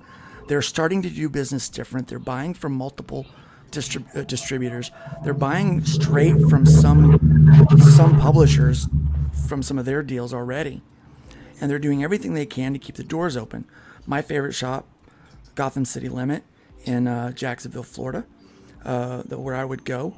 Ben, he carries a lot of indie books. He carries all the main stuff too, but it's games, statues, things like that. He has found a way to keep that shop busy and hopping and bussing. And he has a strong customer base that every week has $50 to $200 worth of pull lists that they do. And a lot of it is not just coming from the mainstream line of comics that we call mainstream, quote unquote, but he has indie books in there as well. And he has a whole, and he mixes them right in with everything. He doesn't stick them over on some other shelf somewhere. They're like on the indie tables shelf. and on the shelves with everything else. They're part of what he sells. And I think I'm hopeful. I think a lot of people are starting to get that way. If maybe not a lot, if I could find, I don't know, 100 stores. And if we can generate 5,000 customers that are coming in and buying indie books all the time in the first year, I think I'd be happy. I'd be happy with half of that, I think. Yeah. It's going to be a long journey. It's a slow ship, but the retailers are learning, like a lot of us publishers are, that you can't put all your eggs in one basket. You can't rely on one distributor. Yeah. You have to go where the profit is, or you're not going to go. Yep. Yeah. And the other thing, like, I don't know, not going to stay in business. Yeah. This is another like banana leaf concept, but I think what happened to Pete has something to do with what Randy said, that Pavlovian training they had. Like, if it's not done, then it's not going to work. with the And, retailers, yes, it is. But yeah. but again, when with Iron Age distribution, they're going to have to look at the retailers as only being a section of their possible outlets. Every mom and pop store out there, every grow shop, every dispensary could be carrying a rack. Exactly. And anywhere there's people out there with disposable income looking to be entertained, that's where we need to try to put a not all rack. the normies go to a comic book shop or a game shop, do they? No, not Where at do all. they go? Every day they go to a gas station. Every day they go, right? Bodegas, convenience stores. Yeah, exactly. The That's big where we need to thing get around again. here now is the dispensaries. There's so many of them springing up, And- and so many of them looking and making huge profits that Yeah. they can take that chance on a spiral rack. And Pete is absolutely right. It is going to be difficult. Yeah, And there it are is. going to be retailers that boycott it. Oh, yeah. And they will try to intimidate smaller retailers. But I think those powers are going away. I think they're getting to the point to where, like, you know what? I don't care. Yeah, there's some CG books in there. But guess what? People are buying them. I don't care about their politics. Who cares who they dated 10 years ago? Who cares what they thought about this political thing 20 years ago? We're not doing purity test on these things anymore. I think we're starting to move past that. I think there's people that they're not allergic to money. They want to sell books, and they're going to find ways to make that money wherever they can. And it's going to be difficult. Don't get me wrong. And yeah, Lunar coming in did piss some people off, but it's just like anything. So when I used to run, You heard them cry for the longest time. They either stay with Diamond or they go with Lunar and get better service and better shipping costs. Yeah. It's up to them. Yeah, I think one of the things that I have to look back on is, so when I was pastor in the church, I would make some radical changes, and when I made those changes, man, I got complaints. And I had this one lady, another saint that's passed on through the pandemic, and I decided I wanted to make things more casual at church, so I got rid of the rows and I put in tables. And yeah, so you could sit at the table and talk and before church, and then you just kind of sit in your seat at the table and drink your coffee. And I stand up there with another table with my coffee, and I talk to you about God and the Bible, right? And man, they hated it, the table. I don't like it. Had one guy, he saw the table, he would walk out. Well, guess what? Few months of doing that, they started warming up to the tables, and they kind of liked having, something in front of them to sit their stuff, and be able to have their Bible out in front of them and not have to hold it, and their coffee could sit right there. They didn't have to worry about spilling it. And, it was really comfortable. They could sit with their friends and have a conversation, or if I would say something, they could look at each other, make a comment. It wasn't like they were at church by themselves. They were there with their friends. And then one day we had something, and I didn't set the tables back up. I just left the rows out because we had a funeral or a wedding or something the day before. And that lady that complained so bad, she walks in next day, she goes, where'd my table go? And I think that's what's happening. They've been so conditioned, but eventually it's like what we're dealing with Fun My Comic. People are like, well, Indiegogo this or Kickstarter this. And I'm like, just use this for a while. Yeah, and then you're going to think that this is the new normal. And that's what we're trying to do. I know that over time that there will be a new normal, and we just have to be consistent and be able to handle the pushback. And there's going to be pushback because there's always pushback. And It reminds me of a story when I was younger, and there's this pizza. Sorry, Pedro, but there's this pizza place pizza place that I used to go to all the time, and there was another pizza place that opened up pretty much almost across the street, and I was so mad because I like going to this other pizza place, and they were, the new pizza place opened up and everybody wanted to check it out and go there, but I was mad because I was used to the community at the other one. Eventually, the new pizza place did better because they had better pizza, and sort of booted the old guys out. Not that that's not the greatest example or greatest story, but the new pizza place were just as friendly, had better pizza, and they delivered consistency after consistency after consistency that won them my respect. Eventually, I grew up, and that pizza place became the new spot. Right? I was excited to go there because it was consistency. Yeah, consistency. Pete's talking with Bristolian Dave here in the chat, and Pete, another wealth of knowledge. I love hearing all of these things. He's been at this for a long time, man. Yeah. So there's a lot of shops that would rather just stick to the legacy brands because they don't know how to sell new stuff. And I think that's the beauty of including, like, these are crowdfunded books that already sold. Here is your sales pitch for the book. We're going to help you sell these books in your shop. If you want money and you don't care about politics and you say to hell with all of that other stuff, and this virtue signaling and this purity testing, and you want books that have already sold, here, let's put them in your store. And it's at a low cost to you, at a low cost to your customers, so they're going to be more interested, more willing to take a chance on it. Like most of these graphic novels, 64 pages, some of them are 94 pages, 98 pages, or whatever. You take these books, you break them down into 32-page floppies, which is what Soltac did for the first issue. The Arrow retail version of those books are that graphic novel is 3 32-page floppies that we put in stores and that we put out on the website and things like that, which I gotta get updated. It is a low-cost way to be introduced to that story. You don't have to pay 25, 30, 50 bucks, whatever. You pay $5, $6. You got your book, and the retailer is paying, $3-ish bucks, a little over $3 because we package them together.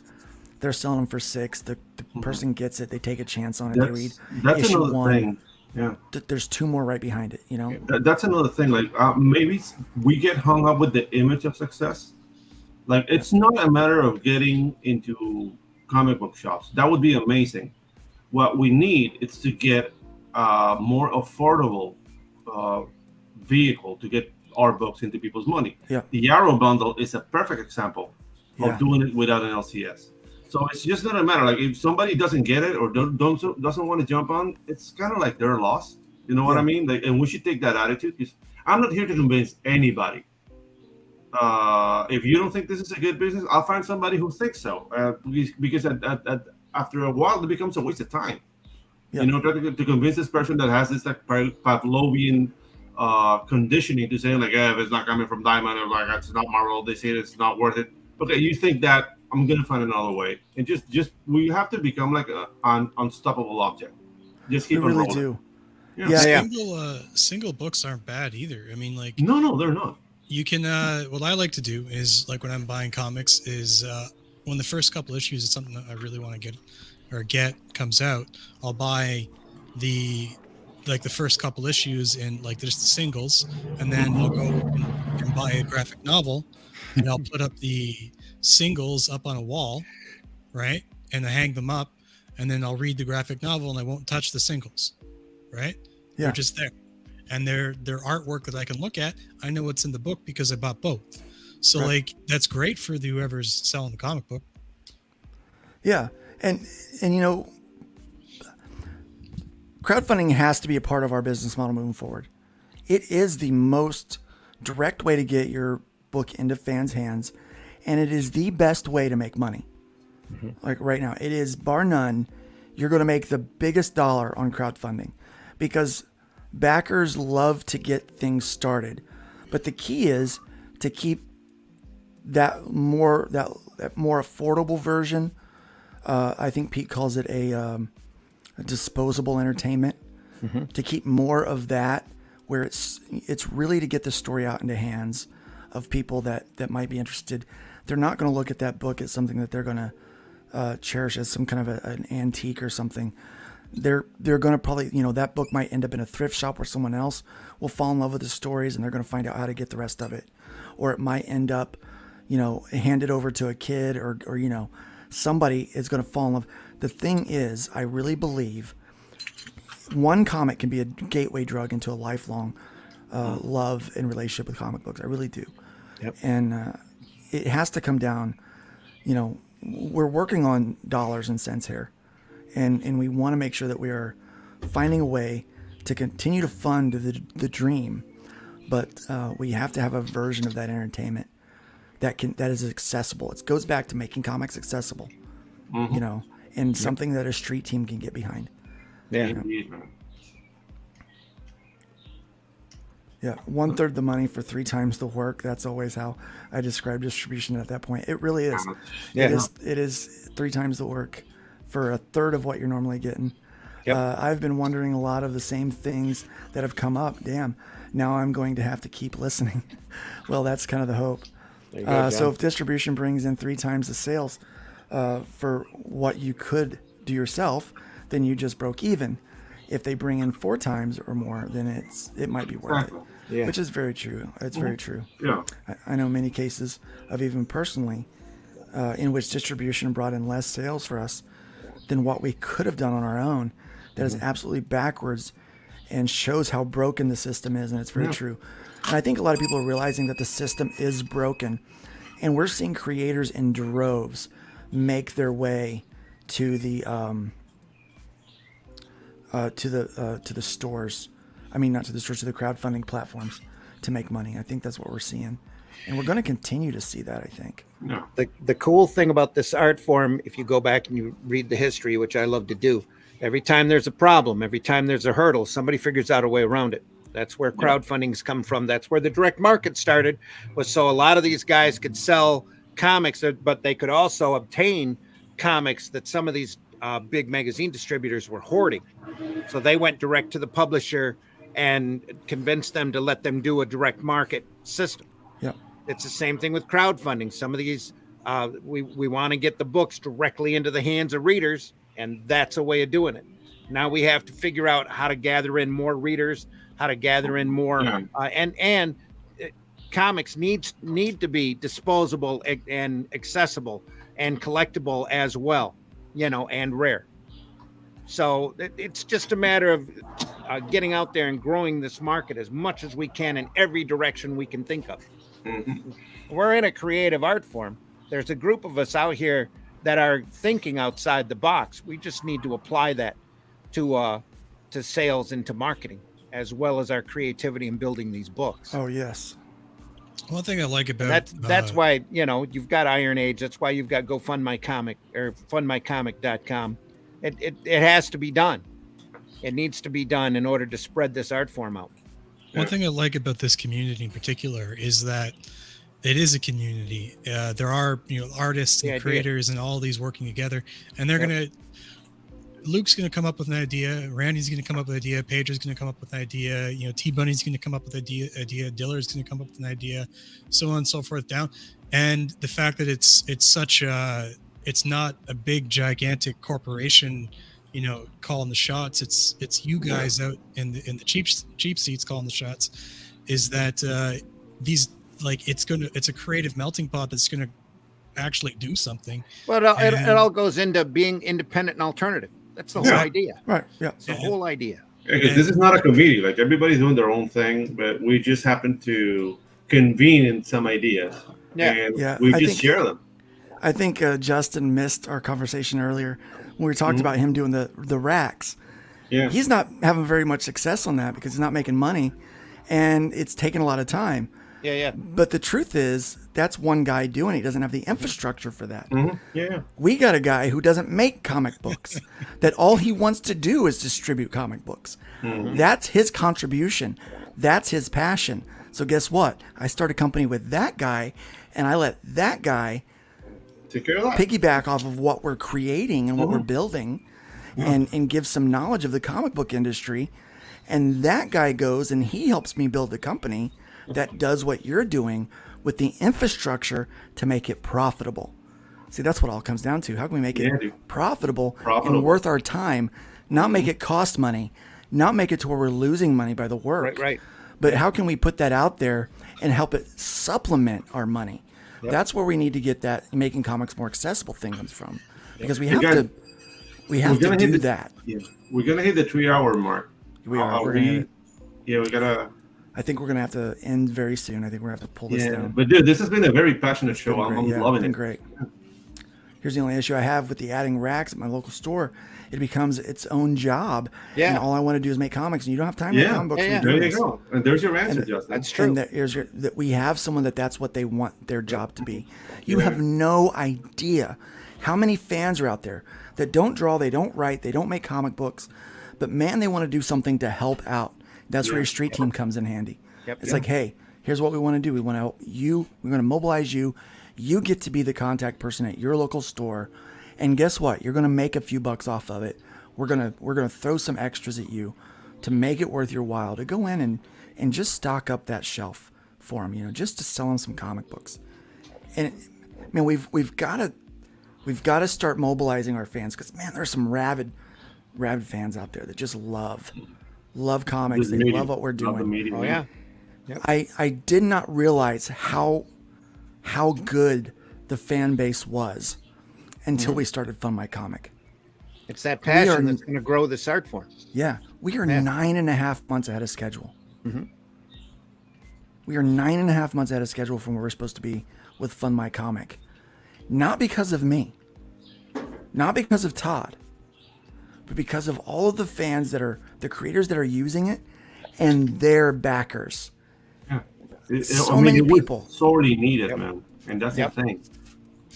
And we need a rack service. We need a way to get in, you know, to supplement, to not replace crowdfunding, but to supplement crowdfunding. Mm-hmm. That's what we've been missing, because it's either crowdfunding or direct distribution. Why not both? Why don't we make it a part of that model?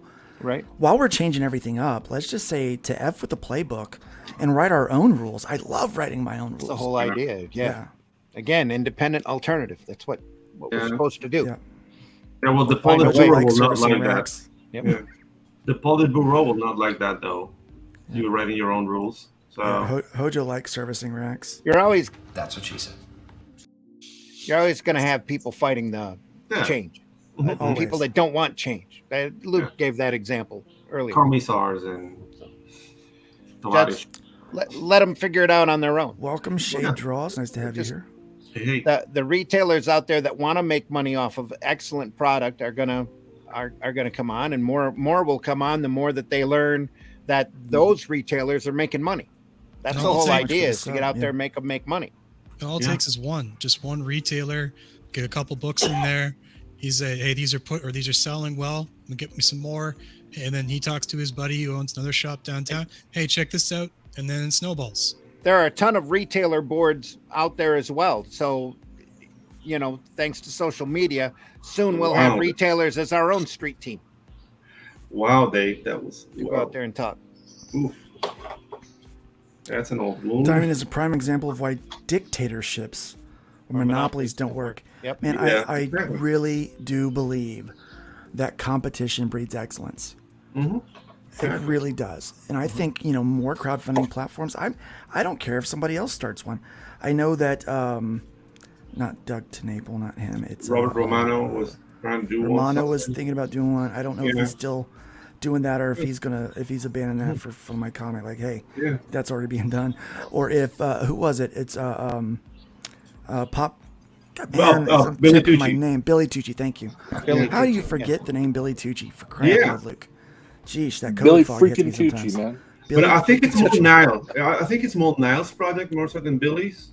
Niles Scalia, he's partner of the public Niles. speed. But they're coming up with So they're coming up with one. It's not a bad idea to have multiples. Not at all. Dude, I will look if they come up with one. I will use it too. My books will be over there too. The more outlets, the better. Yeah, the more It'll be their platforms, the better. second. Yeah. So, I mean, I'll say it this way. I'd rather be in Fund My Comic and in Billy Tucci's crowdfunder than being at the Green and Pink. The way I see it.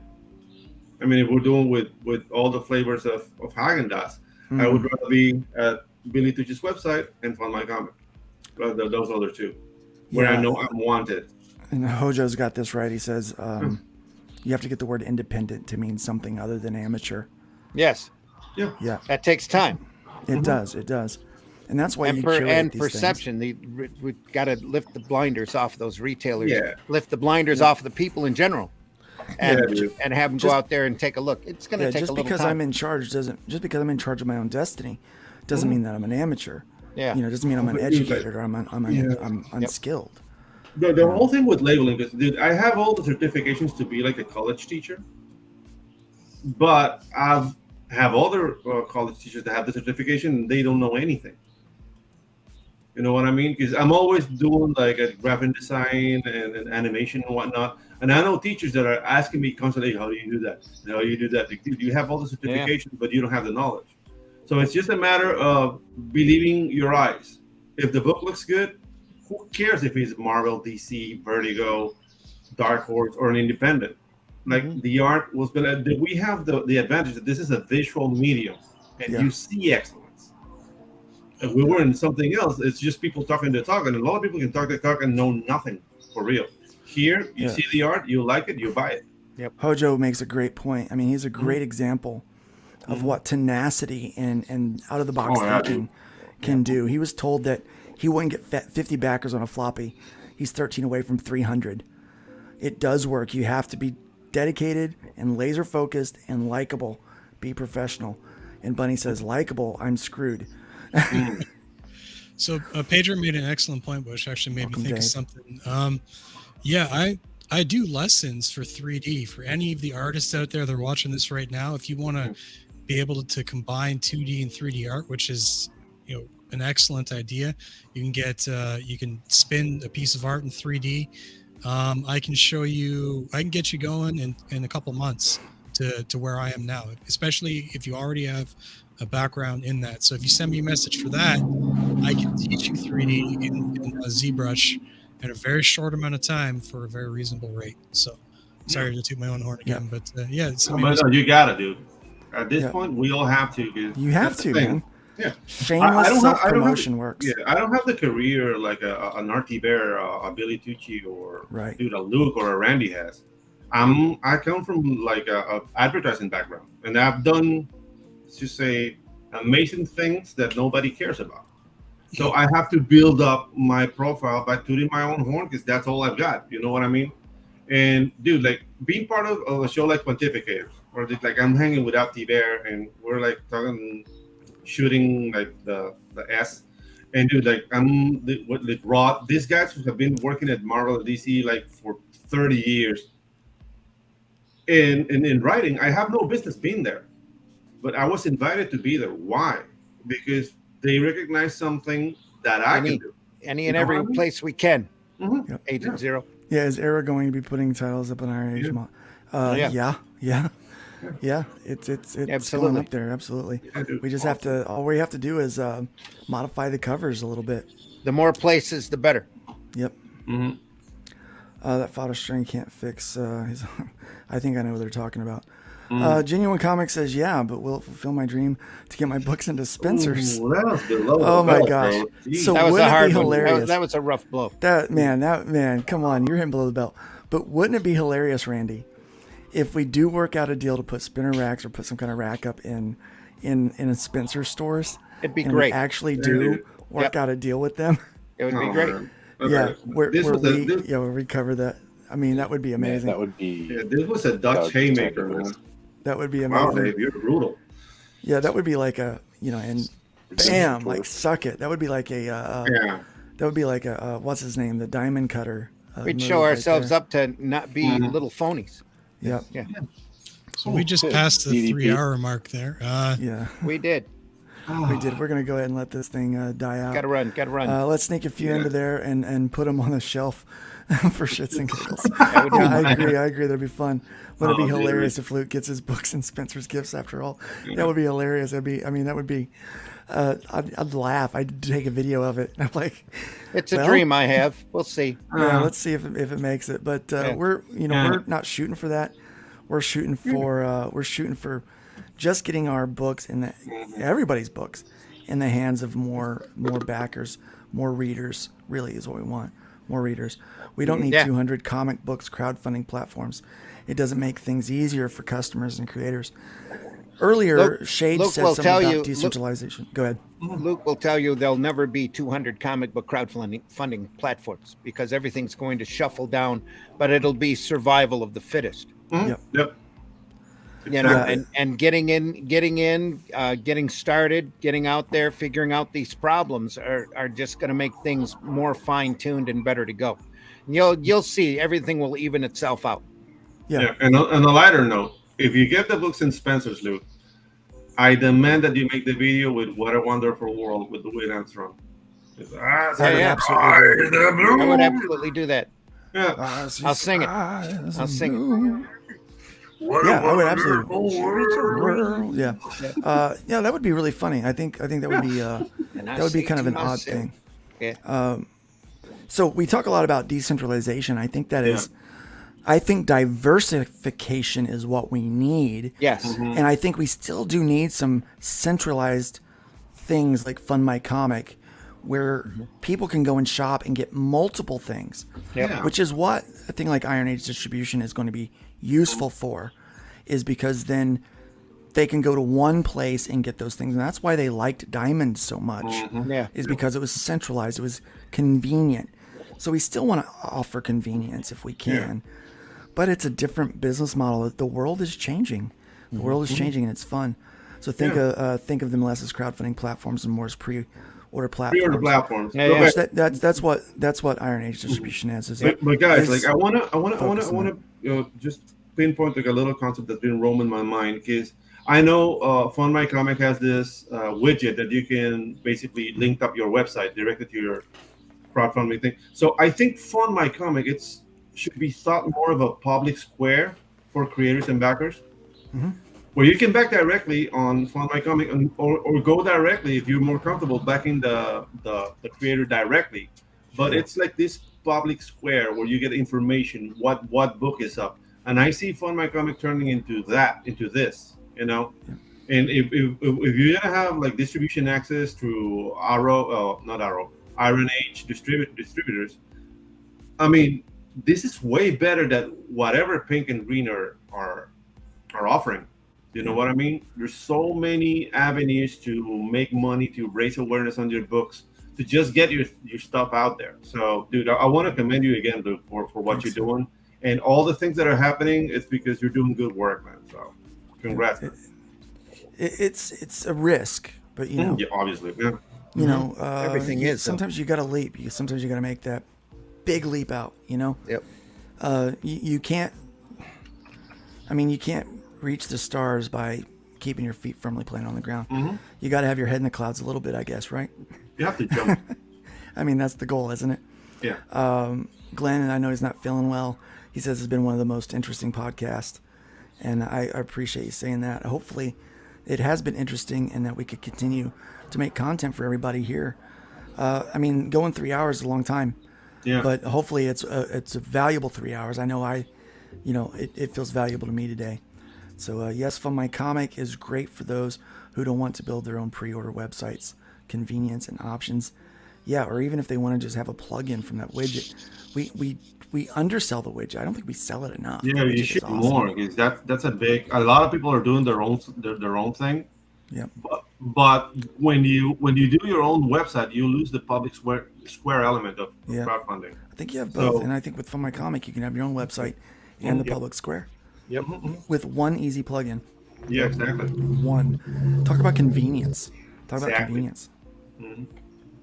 All right. Well, I think that's it for today. Guys, be sure to check out Whiskey and what he's doing. Check out his services that he offers with the 3D stuff. You can find him on social media under Bayonet and Ricochet. So definitely check him out. Be sure to go check out that Pixel Traders littlemermaid.com. They're running the art contest right now. There's a cash prize with that. You're going to want to make sure you grab a hold of that little crab and hopefully bring in some money. And go over there. They just crossed $9,000. Get over there, back that book, help them hit $10,000 over on the platform. Be the first one to do it. They're close, but not quite there. But yeah, close, but not quite there. And then Pedro Ang is got over on his channel. Check him out. He's got those animation classes. There's some free stuff, and then there's some stuff that's going to be behind a paywall. If you want to learn animation so that you don't have to pay him to make your trailers, you can make them yourself. Or if you're out there and you love animation, you love art, you're not quite sure if you want to do comic books, but you might want to get involved in some other way. That'd be a great thing to learn. I know I'm going to start learning some animation just so that I can understand the lingo a little bit more, but I'll probably still pay Pedro to do all my stuff. 'Cause Awesome. Yeah, guys, I don't head up to my do that. channel. There's 2 classes. You just interface in the first exercise. I have 6 classes ready, but I have to. There's some things going on in my personal life, and I'm making videos angry. That's why they're not up, but the classes are ready. So in the maybe like by the end of this week, start of the next, we're gonna have 3 more exercises. After the 4th exercise, I'm gonna start live streaming so we can discuss what's up, and then give you the parameters if you want private classes. But my interest is just to get the craft of animation, classical animation out, because I think it's lost. Like I see it in series, even like done professionally. There are things they're not doing, and that's something I want to bring back. Is dude, I learned with Lee Mishkin, with the recruiter for Disney in the 90s. He was one of my teachers, Brigitte Apollinen, who worked in Tarzan. So I have like first hand information of what animation used to be and what it's not anymore. And I just want to offer it to you guys. So head on to my channel, subscribe, and let's get the show on the road. Yep, and check out Randy Zimmerman over on the Indie Comic Network, where you can find his shows. He does a Friday morning, Comics by Nights, 5 a.m., does Sunday morning, Sunday Funnies. And At 9 you're not a.m. going 9 a.m. Both of those are great shows, and you're not going to miss those. He has great panels on both of those, and I'm telling you, if you think this panel is smart, you should listen to that one, man. They have a lot of great things to say. About Tomorrow comic books, morning, comic we'll book be creations. analyzing the 6th issue of The Watchmen, and on Sunday, we'll figure something to talk about. But it's usually the stuff that really inspires us and lights the fire for us to keep doing what we're doing. Yep. So. Aircomics.store. Check that out as well. We just had an order the other day that's going out today, getting in the mail today. So you can still order the books over there. And we're going to be doing some work there for... There's a lot of stuff to be added to the store here very shortly as well. Very shortly, yeah. A lot of stuff. Yeah. Yep. And don't forget to check out his book, The Fool, over on Fund My Comic right now. Yep. Go ahead and get involved with that, and check out one of those Arrow bundles over there as well. It's a great self-contained issue of the Rodeo Clown of Justice. The Rodeo Clown of Justice. This guy who dresses up in a weird outfit to fight street crime with practical joke weapons, and then when he ties anybody up for the cops, he takes a section of their clothing and incorporates it into his action suit. Yeah. Nice. Yep. Yeah. It's a And lot of like fun. Bunny says, don't forget to hit that like. Don't forget to subscribe. Share it out. Let people know. Remember, you are the change, guys. You are the movement. And we're very, very happy to be helping in this, to have a small part in it, and to see the passion of the fans and the people out there that love comic books. It just, it drives you to continue on. It really does. It does. So remember, it's really easy to tear down out there. More people are tearing down than they're building up. Try to build up more than you tear down today. Leave the wood pile a little bit higher than you found it, and you know what I'm about to say. Absolutely. Just Let's be be careful, careful out there. Let's be careful out there. Let's be careful out there.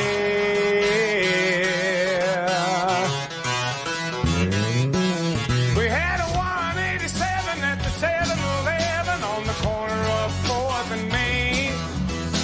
2 Caucasians of the male persuasion put a bullet through the cashier's brain. Moving on, I see a 211, half a dozen 459, 2 ADWs, a GTA, and several miscellaneous crimes. Homicide.